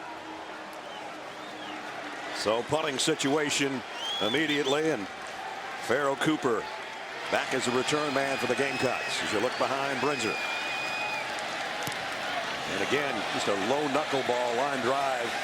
Keeps it out of Pharoh Cooper's hands when it rolls dead at about the 40-yard line. Only a 33-yard kick. Well, coming into the game, defensive end Shane Ray has been a wrecking crew all season, and he kept up that work tonight. Pressuring the quarterback. He's very quick off the football. And he and Marcus Golden really become a factor in opponents' backfield, but it's that quickness of Shane Ray, whether he's making an inside move or an up the field outside edge rush. Very explosive off the line of scrimmage. So South Carolina's got great field position for their opening possession of the third at their own 40-yard line. And Mike Davis in that last drive to end the half really started to get his groove on. Let's see if they go right back to him. He's in the backfield with Dylan Thompson. Thompson's going deep middle. Oh, should have been caught Darrell Adams was maybe thinking about who was going to clock him when he made that catch, and he dropped it. Yeah, that was a beautiful throw by Dylan Thompson. You got two tight ends in. One goes short. The other one runs the post right over the intermediate coverage of the linebackers. I think he heard Clarence Green coming. Yeah, I think he did too. But when you're bigger than the guy that's going to hit you, you need to make the catch. Because you're going to get hit anyway. On the option, it is Davis, but he doesn't have a lot of room to work over there. And they're trying to rip the ball out of his hands. Marcus Golden brought him down after a gain of about 2 feet. Going to be 3rd and long. So both teams come out and find themselves in 3rd and long situations on their opening possessions. Both defenses really controlled 3rd downs in the first half. That's been kind of a pattern here, and a lot of 3rd down and long situations for both teams. Thompson sets, fires deep, overshot Nick Jones. So a 3 and out for South Carolina, and they wasted some good field position.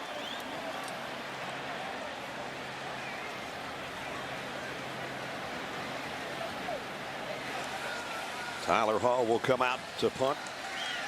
Just not a lot of rhythm for either one of these offenses tonight, you know, and that credit goes to the defense. Pressure, Missouri able to create pressure with their 4-man rush, and South Carolina different coverages, bringing extra people at Matty Mock. Both defenses have disrupted the offense. Behind Tyler Hall, with Marcus Murphy waiting on the other end. This one might stay right about the 10-yard line, out of bounds. Good kick.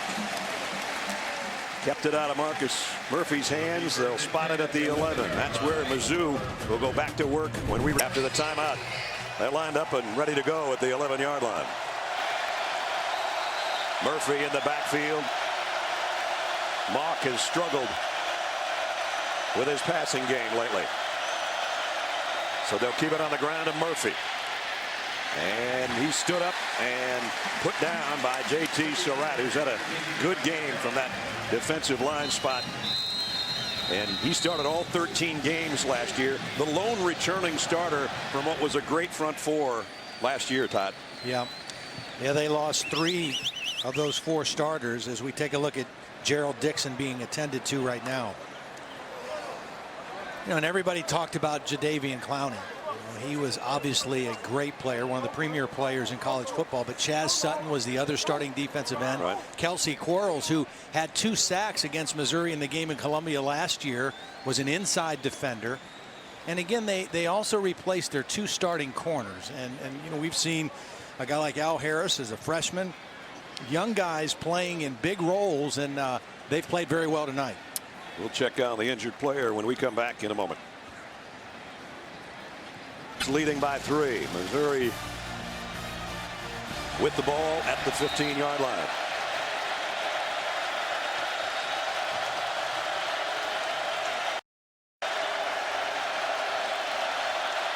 Again, Matty Mock trying to get the word to his offensive teammates over the roar of the crowd.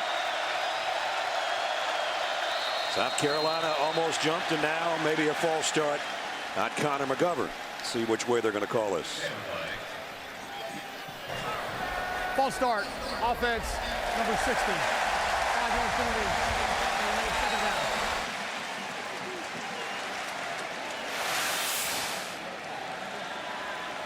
down. Long time to be in your stance. Yep. Connor McGovern seeing all that movement and shifting from the defensive front of South Carolina, just couldn't hold his water. So it's 2nd down and 12 now, back at the 9.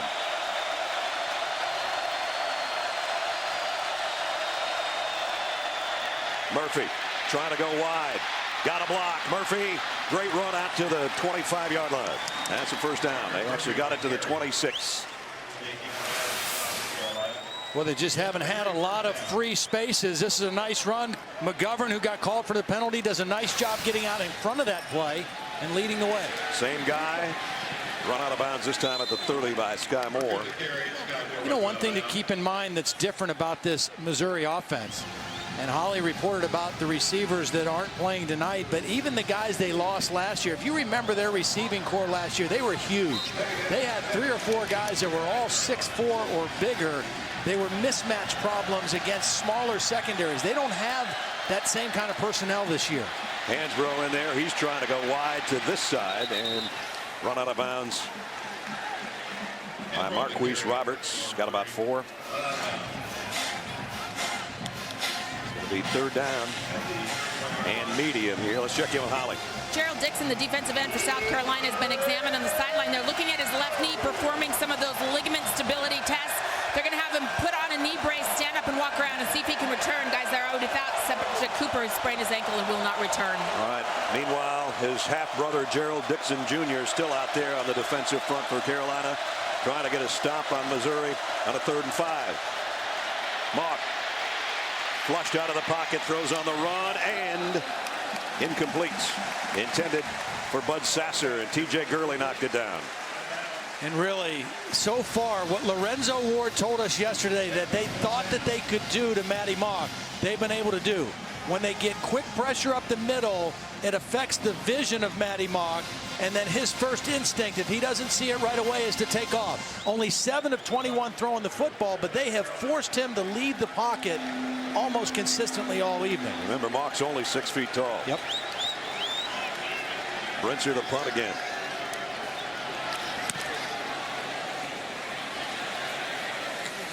Farrow Cooper bobbles it out of bounds with 10:47 remaining in the 3rd quarter. Still South Carolina by 3 as we check in with Reese.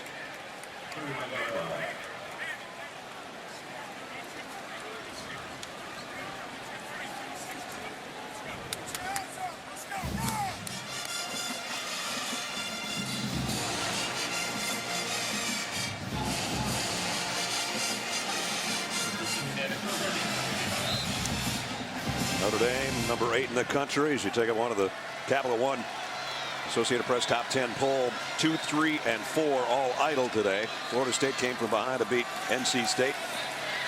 Number 6 Texas A&M had to battle like crazy, and in overtime beat Arkansas. And here in the SEC East, number 13 South Carolina only up 3 on unranked Missouri. But as we said, Missouri was ranked 18th before their loss last week to Indiana. Nice run blitz that time on 1st down. Michael Shear, the linebacker, timed it perfectly and forced Davis out of bounds for a loss of 2. You can see why Shear leads the SEC in tackles. He's been around the ball a lot. This throw complete. Anderson, the tight end, out around the 36-yard line. It's Rory Anderson, but everybody calls him Buster. Again, they have that 3rd down and manageable. They've run the option out of this a couple times. You got run pass possibilities when you're 3rd and 4 or shorter. When you got a Mike Davis, you do anyway. Davis over 1,100 yards last year on the ground.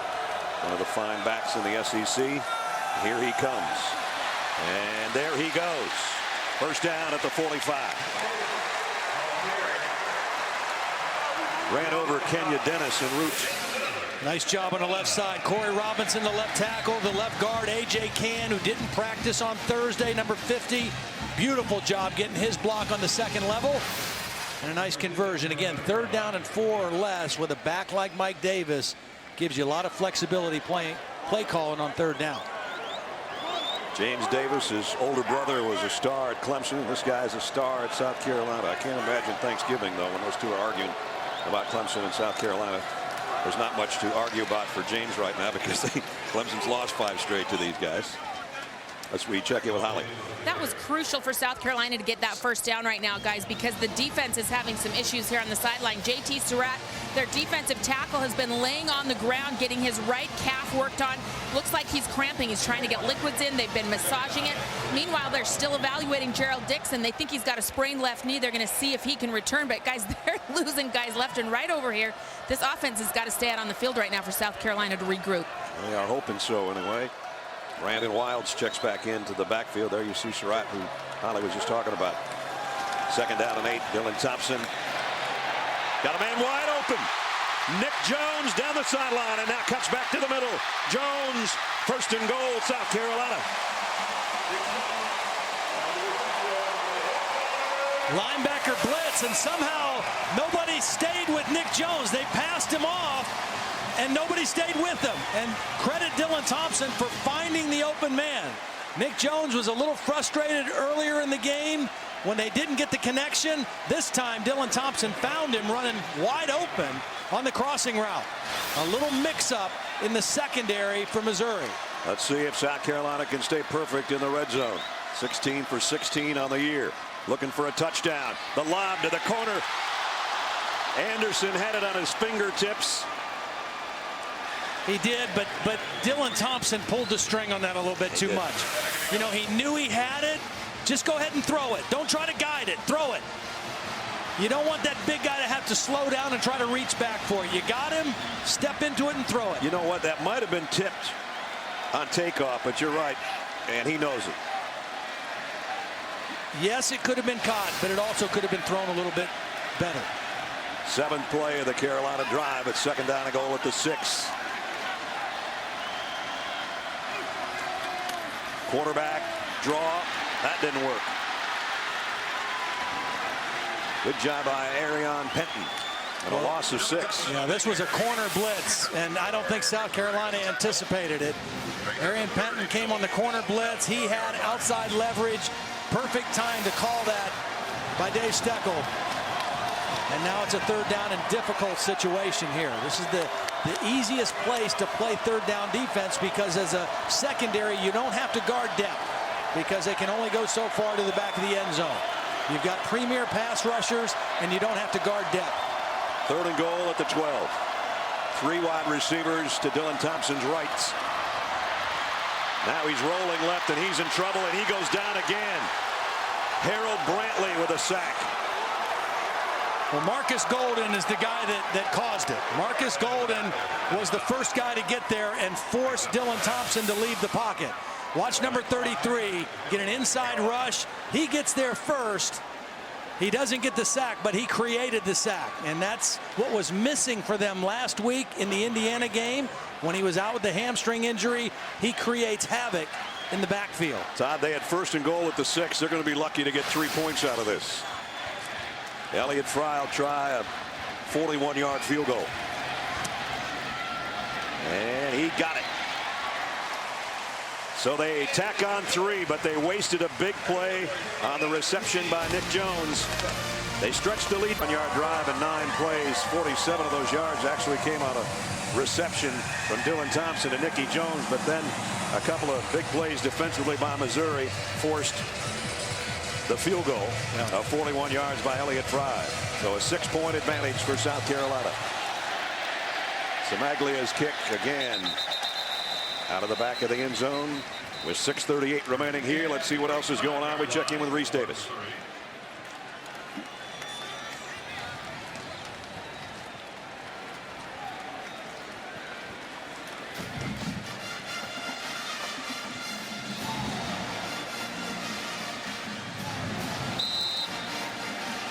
Nice hurdle job there by Bryce Petty. How about Todd Gurley today?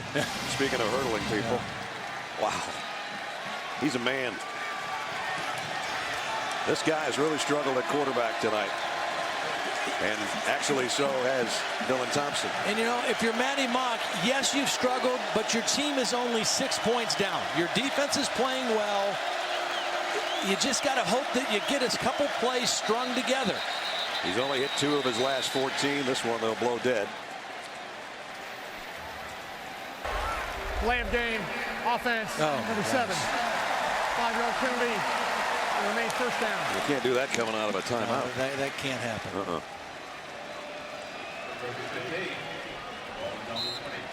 So that makes their field position a little worse.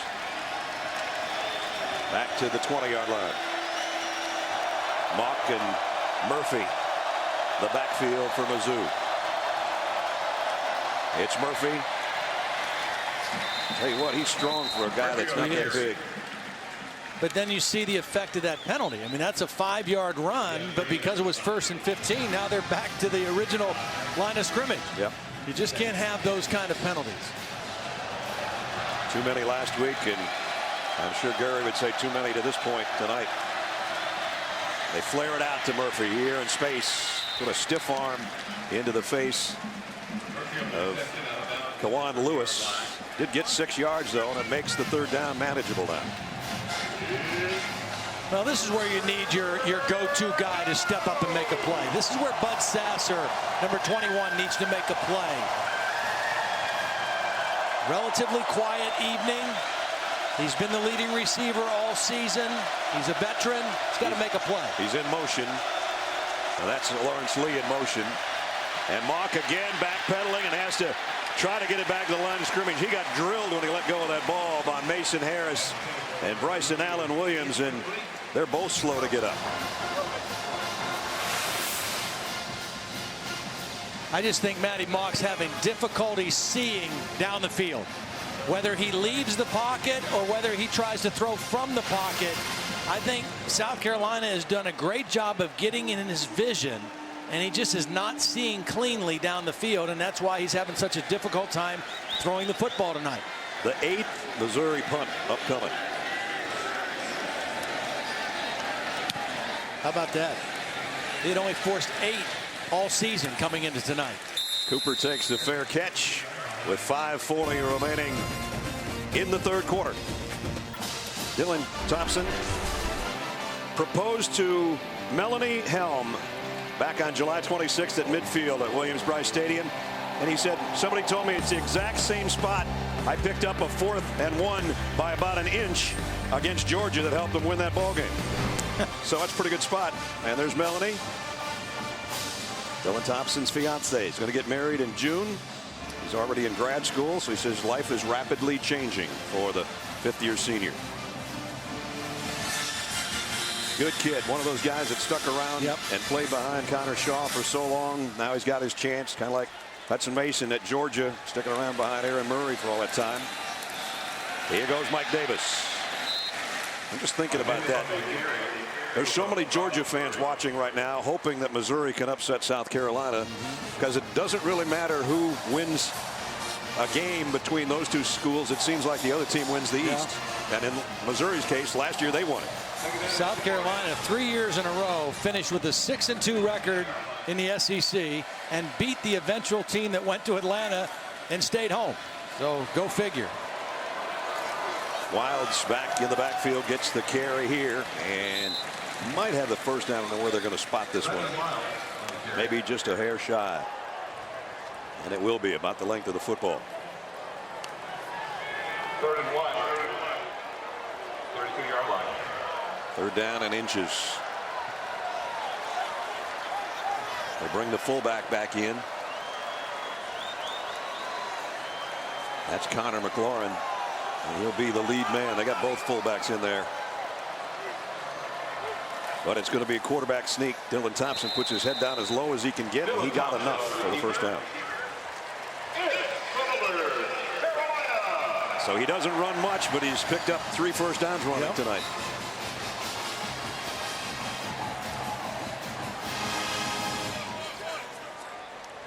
I think she's finding out she was a star now. I think her girlfriend just told her my phone's blowing up. Oh, down to the 4-minute mark, almost here with a first down for South Carolina at its own 33-yard line. Play fake, quick throw out. Nick Jones. Jones broke a tackle, and he gets out around the 38-yard line. Nice second effort by Nicky Jones. He and Dylan Thompson go way back. I mean, way back. They were about 5 years old, and both their dads were Little League baseball coaches. And Dylan says, we were running around there 5 years old. We're throwing the baseball back and forth to each other. And then they played against each other for much of their middle school careers, and they are best friends and almost like brothers, they say. Now Dylan comes out as a receiver, and Farrell Cooper goes in the Wildcat on 2nd down and 4. He does throw one out of this deep down the middle. This one's a run to the left all the way. Can he get to the edge? He did. Farrell Cooper. Nice run, first down. Flag down, though. Maybe have a holding on the edge out there that sprung him loose. We'll wait and see. Well, South Carolina has had more explosive type plays in this game than Missouri has, but both Holding teams. Offense, number 4. The penalty is 10 yards from the spot of the foul. Repeat, second down. That's exactly what it was. Yeah. Shaq Rowland out there trying to set the edge for his Farrell Cooper, his wide receiver teammate. Number 4. It's a long time to hold a block, and he literally held the block. But both teams have been their own worst enemy tonight. Yeah. You know, they get something going, and then a setback, whether it's a penalty or a missed assignment or something. So that's a spot foul, so it comes back, and it'll bring up 2nd down and 7 at the 36-yard line. 4 receivers for Dylan Thompson here. He's like throwing down the middle. He's going to do that again, but it's to Wilds, and he's close. Yeah. Good decision. Little check down. Look down the field. You always have that check down receiver, your running back. And both Wilds and Davis, when they catch it out of the backfield, they're physical guys. Good decision. Nothing there. Take the outlet receiver. And a first down. They move the sticks.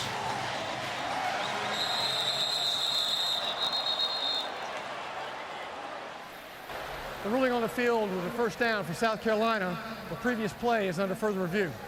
Well, looked like he got a good spot. As I said, he's close, and then it wasn't even close when they put it down, but we'll get another look here.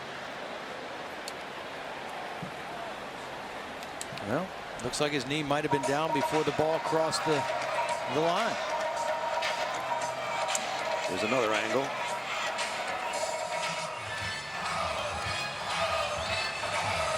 Bill Lamagna is our rules expert. He's in the booth up here with us. Bill, what do you think? Well, when we looked at that play, Brad, we saw the knee go down, and then there was a stretch out with the ball. And this is a call that's going to impact a new first down or not. So I think it was good for replay to stop this, take a look. And I think we're going to get a reversal and put it short of the line of the game. And there's Bill up here with us in the booth, along with our spotter Clint Deans and our statistician Pat McGrath. And here comes Ken Williamson with the call. After further review, the runner was down at the 42-yard line. That'll be 3rd down and 1. The clock will start on ready for play. Good call, Bill. Yep. And a good job, because every yard in this game is counting right now. Believe me. Every yard, every 3rd down conversion, every short yardage situation. And it's that kind of a ball game. Did I forget to mention Carly McCall up here in the booth with us? Yeah, you did. She's behind me. She's our right-hand person. 2nd straight 3rd and 1 on this drive, and 2 tight ends in there for South Carolina. Thompson's in the shotgun this time. He was under center the last time they picked up a yard or less. And it's Brandon Wilds, and he blasts his way for almost 3 and a first down. South Carolina has a big, physical, and experienced offensive line, and I think Steve Spurrier is hoping here in the final 2 minutes of the 3rd quarter and into the 4th quarter that they can lean on those guys a little bit. It's not a huge defensive front that Missouri has. They're very quick, they're very athletic rushing the passer, but they're not an overpowering defensive front. I like Mike Davis right now. Missouri doesn't like him so much right now. 5 more for Mike. He's closing in on 100.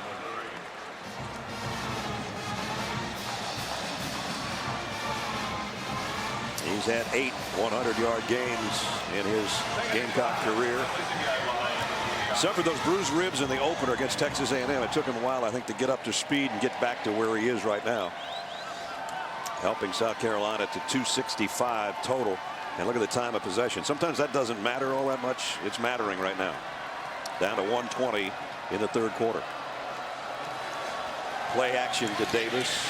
Throw caught twice by Shaq Rowland, and he's still going to be about a yard shy of the first down. Yeah, but 3 consecutive plays now, 3rd down plays, have been 3rd and 1. You know, so they're winning on first down. They're establishing their run game. They're taking some steam out of the legs of this Missouri defense, and they get themselves in a real advantageous situation on 3rd down and short. And again, 2 tight ends in there, and Anderson and Gibson See, they bring the other back over here to set the wing, and then they run the inside zone back to the left. But there was movement on that left side. And that just blows a third down in less than a yard, makes it 3rd down and 6.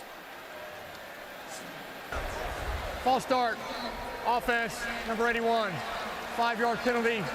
It remains 3rd down. That was one of those tight ends, Anderson. So this changes things completely. So far, Steve Spurrier not changing personnel, though. Now he is. One of the tight ends is going to come out. Gibson. They'll bring in an extra wide receiver. I mentioned earlier Gibson's a tight end, but he's basically a slim down tackle at 6'7", 280 pounds. 3rd and 6. Thompson flushed out of the pocket. Throws, got a man there, but I think he ran out of room. Cooper brings it down out of bounds. I mean, how critical of a mistake was the penalty? 3rd and 1, they're going to run. 3rd and 6, that allows the pass rush of Missouri to kick in. And it was Marcus Golden again that made the play, forced Dylan Thompson out of the pocket, but that penalty was critical. And that's what Steve is expressing to Buster right now. 15th punt of the game between the two teams. Marcus Murphy's only gotten loose once tonight on a punt return. This one a mile in the air, and he has no choice but to call fair catch inside the 10 again with 6 seconds remaining in the 3rd quarter. Reminder for you again, coming up on Thursday night. This should be a good one. 10:30. ESPN's got a Pac-12 showdown for you. Arizona and number 2 Oregon set to square off. College football primetime. Arizona and Oregon Thursday night 10:30 on ESPN, and watch ESPN. So we're down to 1 play, barring a penalty or a short incompletion remaining in the 3rd quarter. Not good field position again for Matty Mock and company. And Mock is only 8 out of 24 on the night, and that's not a normal night for him at all. Worst starting field position, in fact, of the night.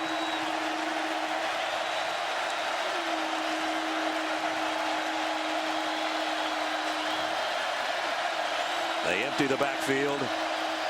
Mock at his own goal line. Throws out in the flat, complete to Sasser, and he only got 3 yards out of it as the quarter does come to a close. Who's going to control the 4th quarter? Can South Carolina hold on at home? 13-7 at the end of 3.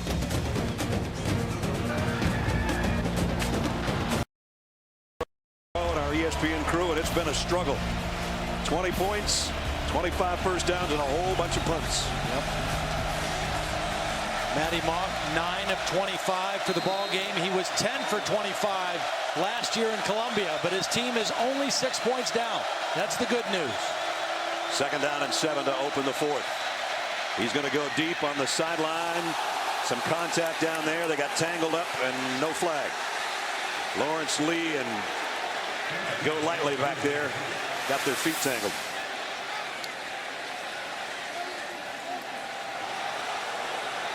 Yeah, that's just good no call there. Matty Mock just kind of throwing one up. Go Lightly in perfect position. 3rd down and 7. Been a tough night throwing on 3rd down for this young man.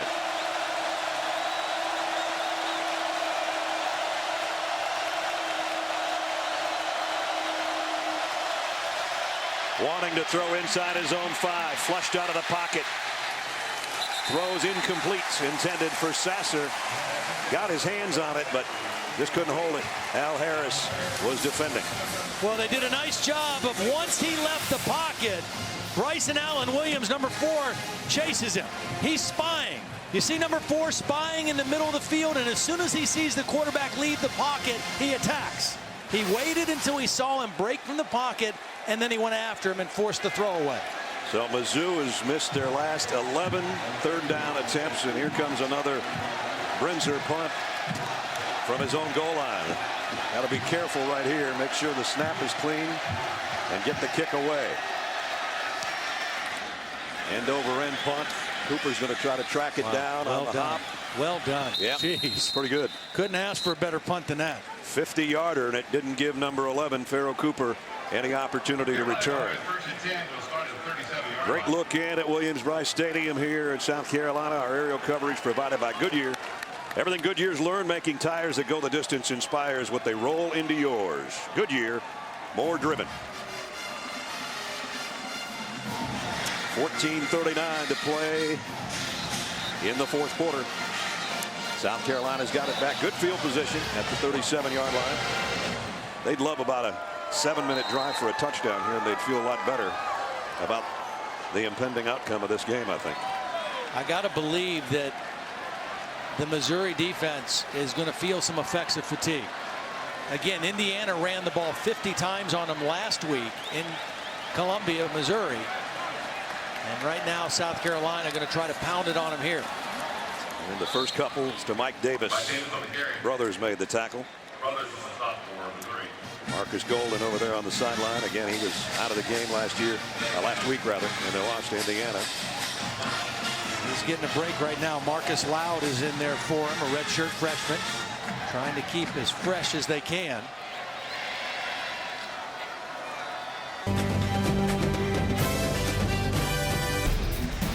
I don't know what it is about Stafford, okay? But he throws this ball better than anybody.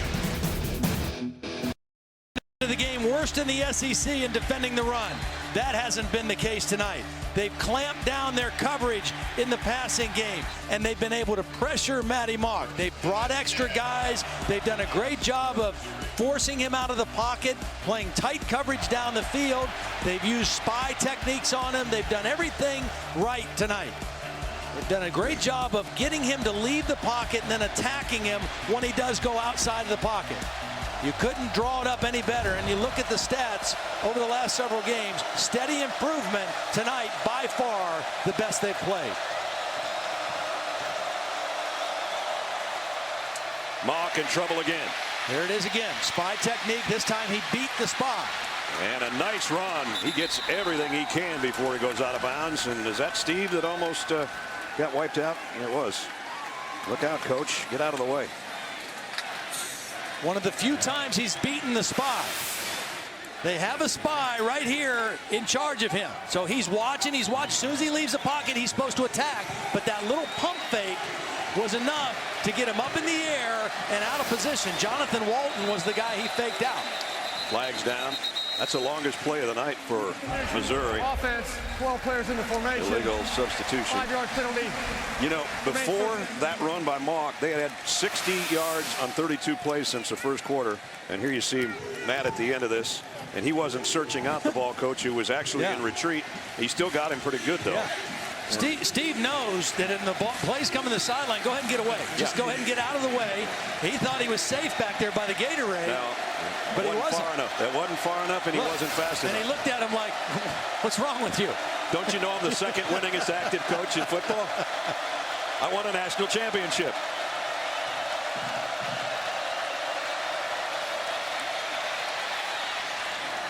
And this one way out and out of bounds. Closest guy was Gavin Oddie.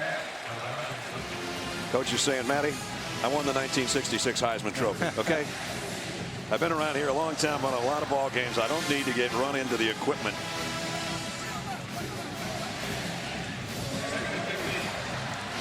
Steve was telling us yesterday how competitive he was as a kid. He said even as late as 1994, his dad said to him, you sure you shouldn't have tried baseball? Dad loved baseball. That was his favorite sport. Yeah.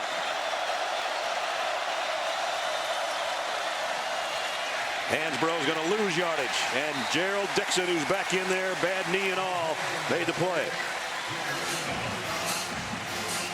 Checking in with Holly. We got to give this South Carolina defense so much credit tonight. Their defensive coordinator, Lorenzo Ward, said, I just had a feeling our guys have gotten so much grief from everybody, including the coaches, that play better.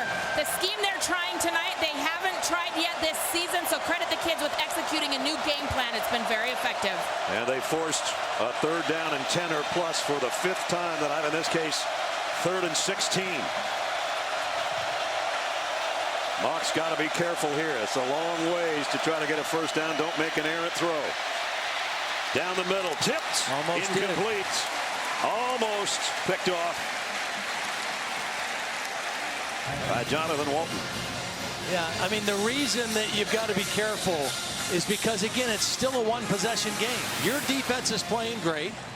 You're 9 for 29. You've missed your last 5 throws, but that can turn around with just a couple completions. But you can't do something to put your defense in a bind right now.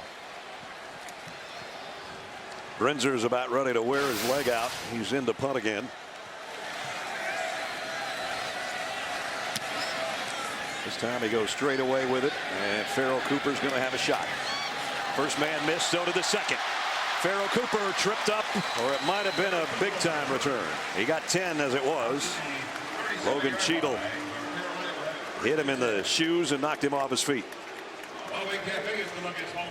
11:38 to play. South Carolina clinging to that 6-point lead they've had for a long time now.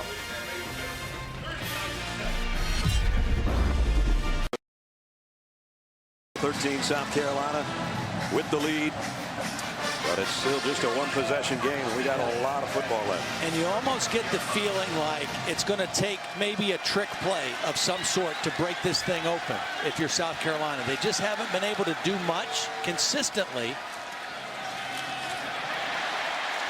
That'll work. Yep. Brandon Wilds. Darvin Ruiz made the tackle, but he got almost 10. Very simple run concept, just inside zone running. You got to control the backside. You do that with a tight end, and you give that back a chance to break that anywhere along the line of scrimmage.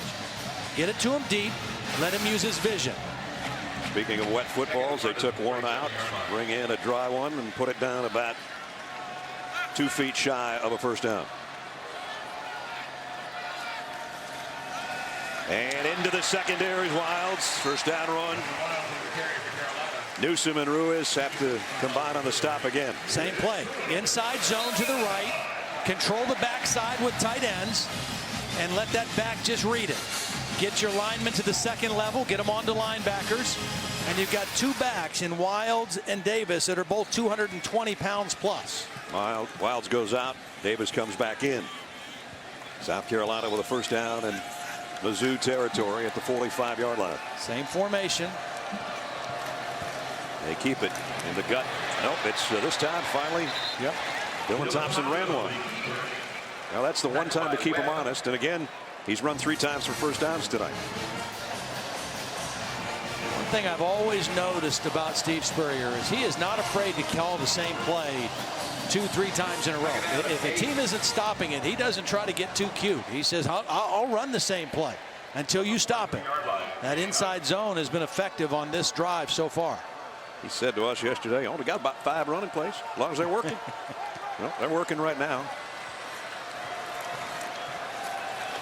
Davis made the first man miss by throwing his shoulder out there. Matt Hoke finally brought him down. It's a big third down play right here for Missouri's defense. They got a little fatigue. You can see it in their body language.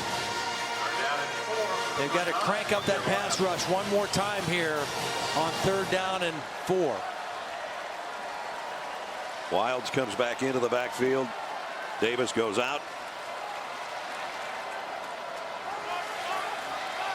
3 receivers, and the tight end Anderson comes over and sets up on the left. 3rd down and 4. Play action. Screen out complete. Nicky Jones. The Governor's got a first down. You got to get one block. And he was able to get one block. And guess who's the block? Farrell Cooper. Yep. The best blocking of the wide receivers. He gets the one block you need to get a first down on this play. Steve Spurrier said to his son, Steve Jr., who's the receivers coach and part of the offensive coordinating staff, said, we got to get in his hands more. And he said, yeah, Dad, but he's the only guy that can block as a wide receiver. Yeah. He just did there. Hard to throw him the wide receiver screen and have him block for himself, too. Can't do both. Wilds running wild. First down, South Carolina. See, they'll stay right with this. Steve Spurrier will stay right with this inside zone and rotate his backs and just keep punching Missouri's defense in the stomach. And keep chewing the clock up. And those are gaping holes right there. You've got the extra tight end, Cody Gibson, in, as you mentioned. He was a tackle who got moved to a tight end. He's a big body. And you've got that big physical veteran offensive line, especially your left side with Corey Robinson and A.J. Cann. They've chewed about 3.5 minutes off the clock. Wild spinning, spins right back into the inside to be tackled by Lucas Vincent. But we're down to 8 minutes. Going to be less than that in the second here. Lucas Vincent by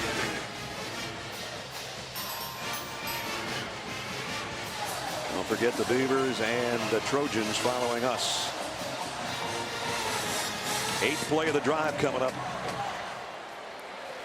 This is exactly how you draw it up if they continue to keep this drive alive. And any kind of points out of it would be useful. Play action. Thompson deep in the middle. Got his man. It's a touchdown to Cooper.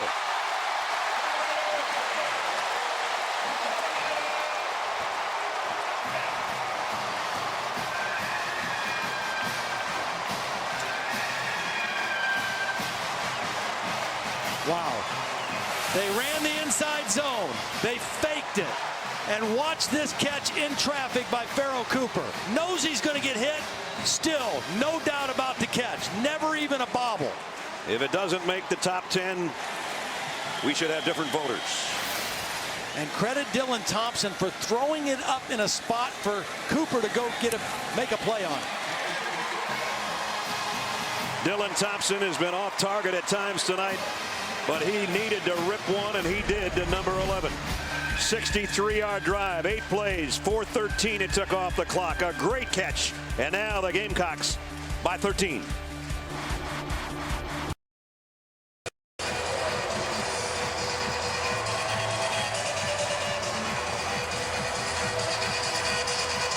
And now Missouri is working against the scoreboard and the clock. Samaglia to kick off.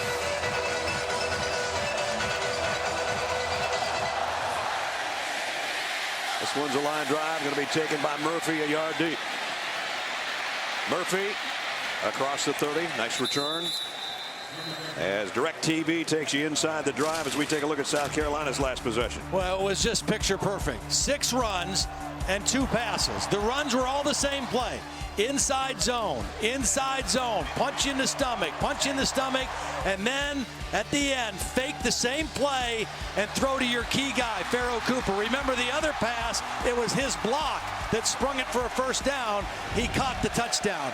Same running play, play action off the same run. Very simple, methodical drive for South Carolina. Pressure on Matty Mock now, and he's going to air it out. And it is caught inside the 30 by Bud Sasser. Biggest play of the night for the Tigers. You need your big-time guys to step up and make big plays. The other 2 senior receivers are hurt. Sasser's still in the ball game, and he went up and made a play. 41-yard pickup down to the 27. So just what they needed, trying to get back in this game. Tyler Hansbrough back in the backfield with Mock. He's coming up throwing again. Down the middle and another strike. Leftwich close to the goal line. Maybe the 2 best passes of the night. Back-to-back plays for Matty Mock.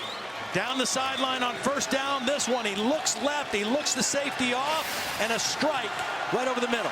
First and goal. Hansbrough going wide. Nothing there. Cuts back. And he walks in. Touchdown, Missouri. Just like that, the Tigers are in the thick of this thing. That 2-possession lead lasted all of what? Yeah. 35 seconds? About. Jeez. I just think South Carolina's defense relaxed and was stunned. They were stunned on the 2 pass plays, and then just not very good effort corralling Hansbrough on this one. And in 3 lightning fast plays, it's a 1-possession game again. As Todd said, in 36 seconds, they go 68 yards in those 3 plays.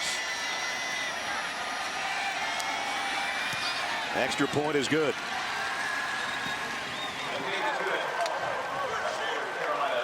20 to 14. They didn't do anything offensively the whole game, and all of a sudden in 3 plays, boom. Wow. And we'll switch gears to the NFL tomorrow morning, 10 a.m. Sunday NFL Countdown presented by Snickers. Chris Berman and the gang with all the latest news and updates from around the league right up till kickoff. And before you set your fantasy lineups, don't miss Fantasy Football Now, presented by Papa John's at 11 a.m. on ESPN2. Experts provide the latest news and injury reports and predict the top fantasy performers. So Matty Mock struggling all night. Yeah. But zip, bang, boom, touchdown. But that's what I say. As a quarterback, you can't worry about your numbers. You know, it was a one-possession game for so long, and all he had to do was make a couple plays. Now, unfortunately for him, he waited until it was a two-possession game to hit him. But now, all of a sudden, they're right back in striking distance again. So there's not going to be any relaxing for the South Carolina offense when they get this football back now.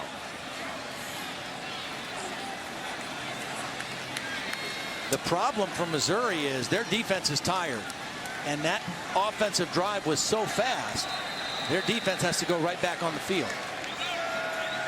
Yeah, they had all of about 4 minutes in real time to get a breather as Baggett's kicking off.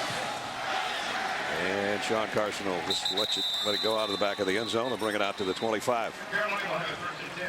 Well, as Todd said, 36 seconds and 3 plays. This is what it looks like. Well, it started with the throw down the sideline. Sasser stepping up, making a play. Good protection for Matty Mock. He had good vision down the field, and he made an accurate throw. Now watch him use his eyes. Look left, shot to the right, and just like that, they're inside the 5. And then Hansbrough with a little dipsy doodle of his own, and 3 plays, and it's a 6-point game again. First 13 possessions, 181 and 1. The last drive, 3 plays, 68 and a touchdown. Hansbrough, 2 touchdowns on the ground tonight. Let's check in with Holly. Just be aware, Farrell Cooper, who's been so great and had that last touchdown catch for the Gamecocks, is limping out there. He's got a left ankle. They just retaped it, but he is on the field. This is Mike Davis in the Wildcats, trying to go wide, and Missouri there to bring him down to the line of scrimmage. So he doesn't add to his total, which is a 100-yard night. Maybe that's why Mike Davis was in the Wildcat quarterback instead of Farrell Cooper on that play. Cooper's kind of been that guy. You can see he is definitely limping a little bit. Well, he took a serious pop when he caught that touchdown. And by the same token, Dylan Thompson, I didn't realize till we watched the replay, really got whacked when he let go of that ball. So both guys may be still feeling the effect of a couple of minutes ago. Thompson has to get rid of this one in a hurry. This is a loss by Wilds. Nice play by Kentrell Brothers. A loss of 3, and it's 3rd down and long. See, when you run a screen like that, you're hoping for zone coverage. This was man coverage, so Brothers had Wilds all the way, and so he was right there to make the tackle on the screen pass. You're hoping for linebackers to drop when you run a screen. You don't want them to be right there in the hip pocket of the guy you're throwing to. 3rd down and 12. The Mizzou fans that made the trip from the other Columbia holding out hope here. Thompson completes it to Anderson, but he goes down in his tracks. How about that? Good play by Arion Penton. Great 3 and out by the Missouri defense. And there was only about a minute off the clock on that too. A minute and a half. It starts with 1st down. When you win 1st down and you bring them up 2nd and 10, 2nd and 11, you really have the upper hand defensively. And that 1st down play against Mike Davis in the Wildcat really set the stage for that 3 and out. And punt coverage better be perfect on this one, because Hall's going to kick it away, and the field is Marcus Murphy's back there. Oh, he did his job. He backed Murphy all the way up to the 28. Now how about the coverage? Murphy coming back across the 45. Excellent field position for the Tigers, trailing by only 6 with 4:40 to go.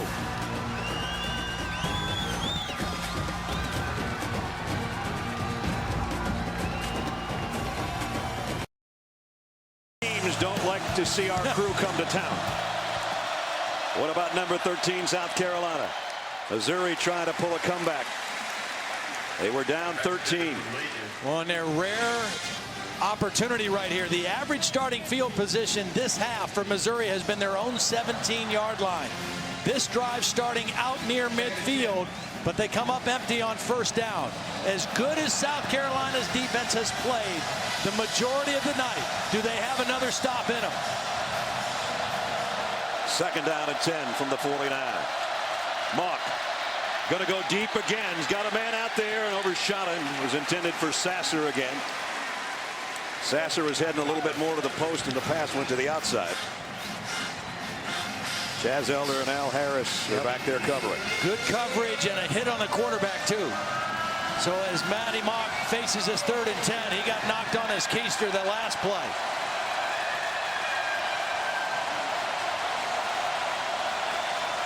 I think you go after him here.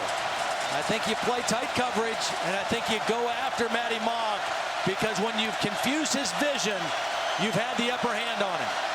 3rd down and 10. Option the pitch. Hansbrough on the sideline is going to be brought down a couple yards shy. I think Gary Pinkel and Josh Henson call that play on 3rd and 10, knowing this is 2-down territory. Yeah. You know, they didn't want to try to get it with a pass play on 3rd and 10.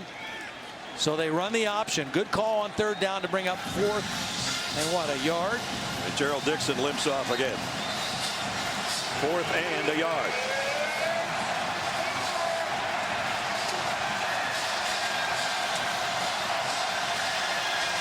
They got a 4th and 1 earlier. They need another one here to stay in the game. Mock's going to call timeout. Yep. Timeout, Missouri. First timeout this half. 4:05 remaining in the 4th quarter. Don't forget, coming up Monday night should be a good one. Tom Brady and the Patriots going into Arrowhead. So we'll have another Missouri team for you. Alex Smith and the Chiefs, the hosts, Monday Night Football, 8:15 on ESPN, and watch ESPN. 219 yards away from 50,000. That's a lot of passing. A lot of passing for a guy that at one point wasn't starting in Michigan. Wow. And Michigan, speaking of, took it on the chin again today. Lost to Minnesota at the Big House. You know, you mentioned that streak of ranked teams not wanting to see us, but we also knew there was another part of that trend that was going to have to break tonight, because not just an unranked team beating a ranked team, but the team that won has been wearing some shade of maroon. And so we knew tonight something had to give. Either the unranked team would win or the team wearing the right color would win. It may come down to this play right here on 4th and 1. In this case, it's the defense in Garnet trying to stop a 4th and a yard.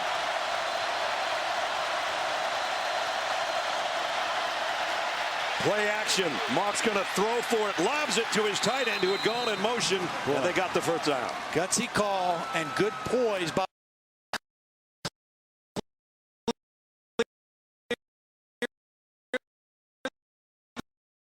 the defender, and then toss him a nice easy throw to catch. Sean Culkin with the first down conversion. At the 39-yard line of South Carolina, under 4 minutes. First catch by a tight end, got him a big first down, and now the streak on the sideline, broken up by Harris. Oh, there's a flag. Flag. Sasser, the intended receiver. The only thing that I think might have happened is Al Harris was in great position, but he didn't make any play on the ball.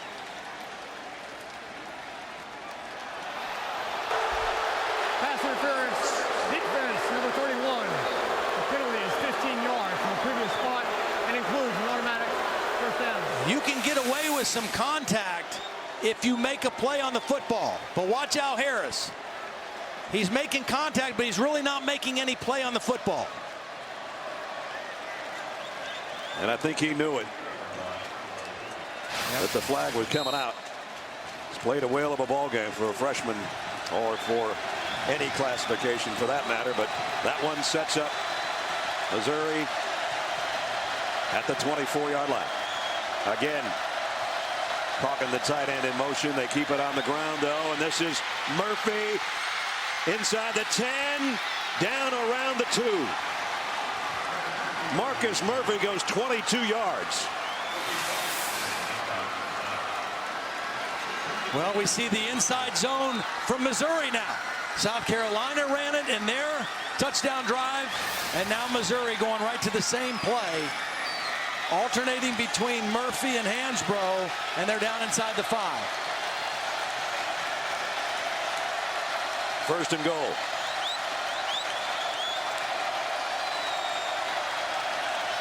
Looks like the South Carolina defensive staff wants a timeout. They're trying to call a timeout from the sideline. They're not getting it. Mock. Murphy again. Got back to the 1. Will be second down and goal there.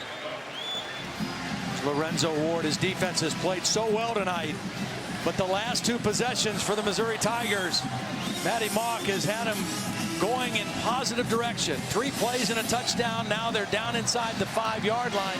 And if you're Gary Pinkel in Missouri, you want to score here, obviously, but you want to use some clock too. You don't want South Carolina you want to have them as little bit of time as they can have for their final drive.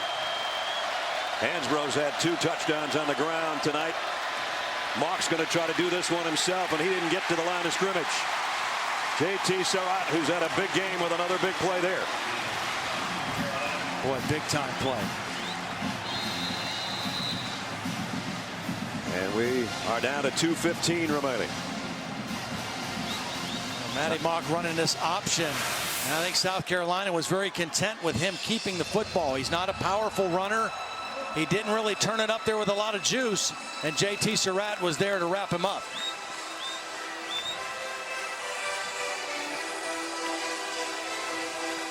I'm not sure with Hansbrough back there and the night he's had that I wouldn't have given it to him one more time, number 32. If you're going to run it, yeah.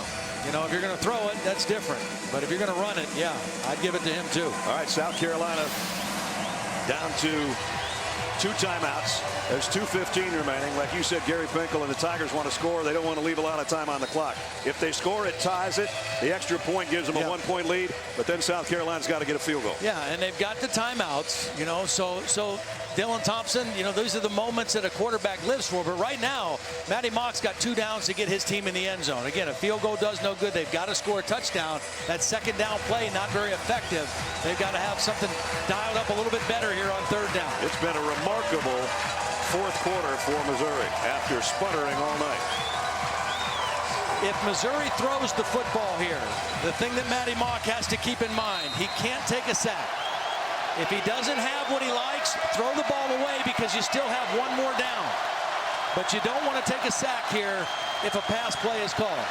Murphy's in the backfield with him, and now South Carolina's going to take a timeout, I think. Waited to see what Missouri would show them offensively, and then they take a timeout. Well, that takes South Carolina down to 1 timeout now. Missouri with 2.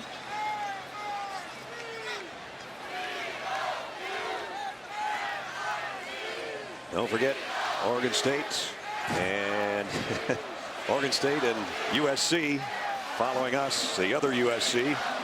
Everybody here in Columbia, South Carolina says this is the USC.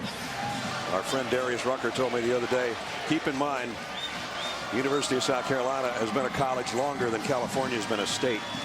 So the USC here gets dips. I remember, for Gary Pinkel's team, last week at home, Indiana went 6 plays and 75 yards for a game-winning drive in 1:58. They scored with 22 seconds left. A heartbreaking loss for his team at home. They have a chance to maybe do the exact same thing to South Carolina in their home stadium. Some people cannot bear to watch. 3rd down and goal in 2-down territory. 2:15 left. 1 timeout left for the Gamecocks. Tell you who I keep an eye on here is Sean Culkin, number 80, the tight end. He's right here in the middle of this bunch formation. And now is Missouri going to, this is just a chess match of timeouts, I guess. I'm not sure I've seen 3 timeouts in a row in a long time. We're talking about Pac-12 action. We've got some for you on Thursday night. Pac-12 showdown. Anu Solomon in Arizona heading to Eugene. He'll take on Marcus Mariota, number 2 Oregon. Oregon was idle today, as was Alabama and Oklahoma. College football primetime, Arizona and Oregon, Thursday night, 10:30 on ESPN.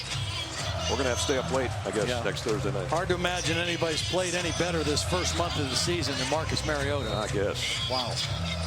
What a player. No interceptions, 13 touchdown passes.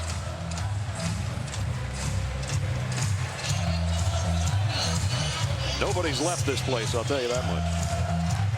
Or very few if they have, and they only want to beat the traffic. Key game, SEC East. One team already 3-1 in conference play. Missouri trying to pull an upset here on the road in their first conference game of the year.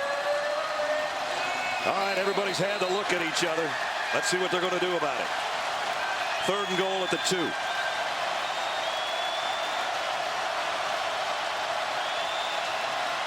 There goes Calkin in motion.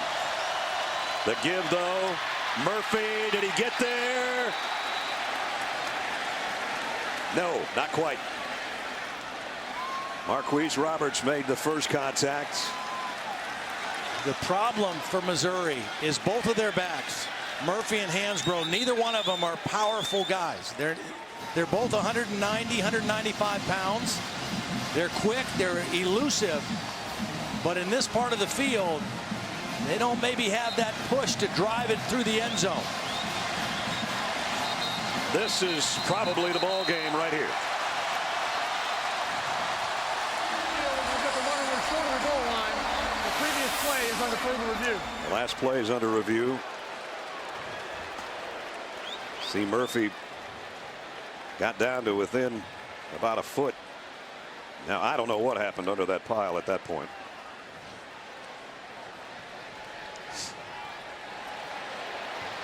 He's down right there. He's down right there. And there's some pushing at the end to try to slide him across the goal line, but I think originally where they had it spotted looked pretty good. Bill, what do you think on this one? Well, he's on bodies, but his forward progress has been stopped. The play's going to stand as called. As you mentioned, this is a tough place to get a good camera angle. Yeah. You're seeing through bodies. I think the call on the field was correct. I think these guys have done a great job tonight. Just about every call that there's been some question, there's been some debate, they've made the right call. Yeah. Ken Williamson and his group, and Jim Allison and the guys up in the replay booth. Here's the call. After further review, the ruling on the field stands. 4th down. So Gary Pinkel's Tigers took over at their own 49 with 4:40 left. They converted a 4th down on this drive. The 9th play coming up, and it's the most important one. And it is again 4th down. 4th down and goal about 2 feet away.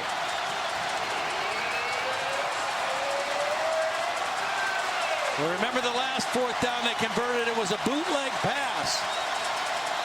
Mock through to Sean Calkin. Hansbrough's behind Matty Mock. They move the tight end. It's Hansbrough. Second effort, I think, got it. I don't know. The head linesman's coming in. We still don't have a signal. Touchdown. I don't think it definitely was a touchdown. It was the second effort.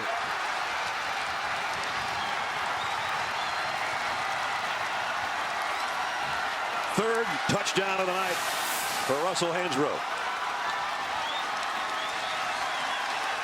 Doesn't have it there, but he kept driving in that second effort. The ball just has to cross the plane.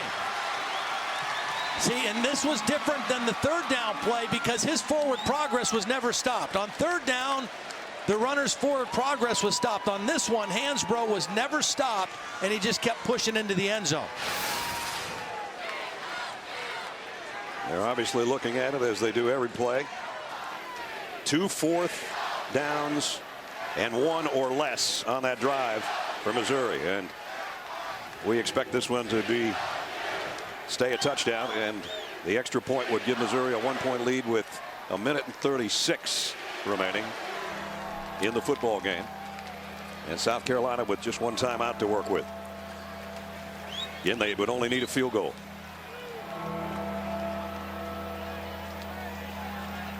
Again, ruling on the field, a touchdown by Hansbrough, his third touchdown of the night. He and Murphy, that's the combination in the backfield. And Matty Mock, who struggled all night long in this fourth quarter, has looked like the guy that we saw earlier in the season and at times last year as well. It's that warrior mentality, man. You just never quit fighting. And you don't worry about your numbers, and you don't worry about what's happened up to that point. You just play one play at a time, one possession at a time, and that's a real credit to not only Matty Mock and these offensive players, but Gary Pinkel and his staff for just keeping them in there and just keep fighting, keep fighting. And you see Hansbrough just digging in. I don't think his knees were ever down there on bodies too. After further review, the ruling on the field stands. Touchdown. So Andrew Baggett will come in for an all-important extra point. Hasn't missed any this year.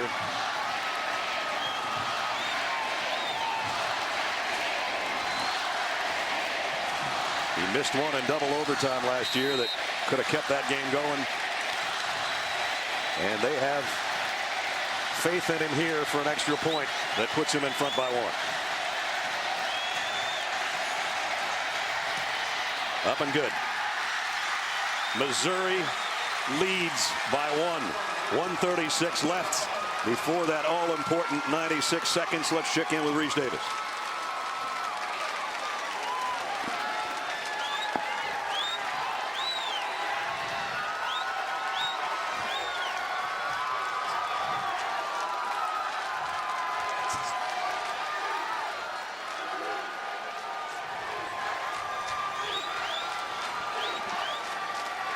Back here, 1:36 remaining.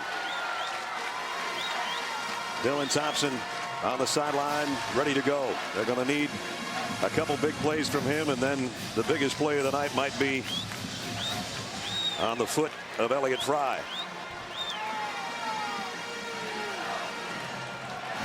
Well, you've got one timeout to work with. Ideally, you'd like to save that timeout for your field goal kicker, so you don't have to rush your field goal kick unit onto the field. And remember, the clock stops on a first down in college football as they reset the change. So plenty of time for Dylan Thompson to get his team into field position. Sean Carson has not had an opportunity for any runbacks tonight because Baggett kicked it too deep.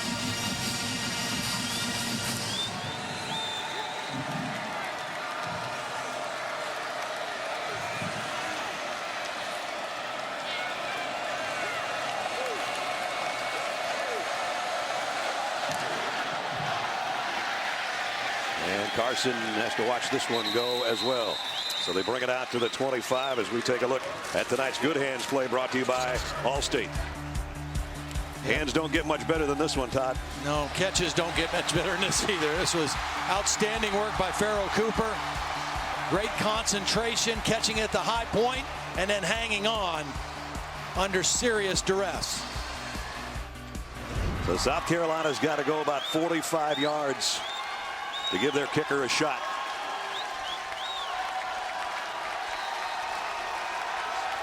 One timeout and first down at the 25. Mike Davis also a very valuable receiver in this kind of a drive. Thompson wanted to go down the middle. Now rolling. Got to get rid of this thing. Oh, he tried to tuck one in there, and that was dangerous. Tried to throw one to Nick Jones, incomplete. Kenya Dennis was draped all over Nick Jones.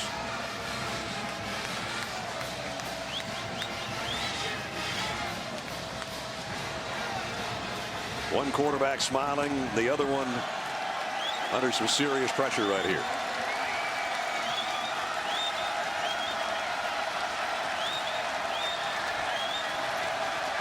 Demir Bird and Pharoh Cooper will be out to the right. Jones in the slot on the left side on second down. Dylan Thompson, deep middle, almost picked off. Braylon Webb would have had a game clincher right there.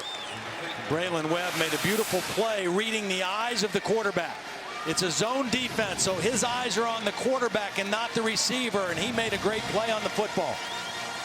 Mistimed his jump a little bit, but was locked right in on Dylan Thompson's eyes. Obviously, they don't have to get all 10 yards on this third down,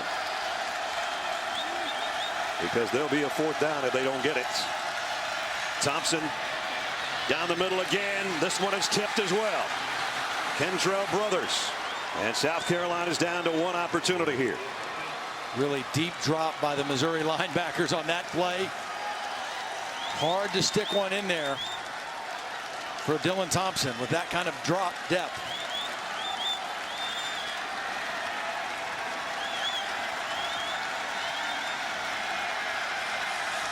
They need to get to the 35-yard line. They've tried to throw to the middle on 2 plays in a row, and it wasn't there. They might have to work the sideline here for the first down.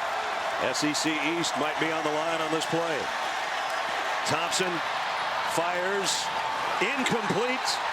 Missouri is going to pull a shocker in this Columbia. Wait a minute, flag down. Well, I think it's going to be unsportsmanlike conduct on Arian Penton for celebrating on the South Carolina sidelines. A post-play foul. After the play was over, unsportsmanlike conduct, defense number 11. The penalty will be 15 yards from the succeeding spot. It's first down Missouri. And Arian Penton's going to make a great play on the football. They did try to work the sideline. He makes a great play over the top. And then just a little extra celebrating on the wrong sideline. You know, run back out and celebrate with your team. You don't need to do it on their sideline. So Missouri only has to take a couple of knees. South Carolina can only stop it once. A game that it looked like the Gamecocks had in hand at 20-7. Yep. Missouri had done nothing offensively to that point. And 3 plays later, it was a brand new football game.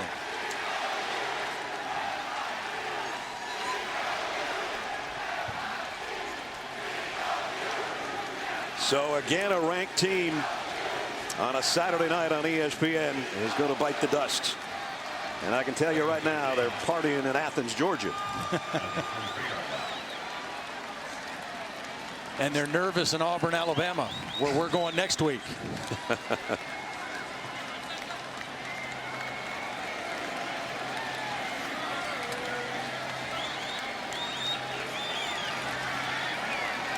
Matty Mock takes another knee, and after a 3-quarter struggle, what a game by that young fella in the 4th quarter. Lorenzo Ward was the first guy to shake his hand, the defensive coordinator for South Carolina, whose team played brilliantly until about the last 5 minutes of this game. And then they just gave up too many plays, too many big plays. And we have another upset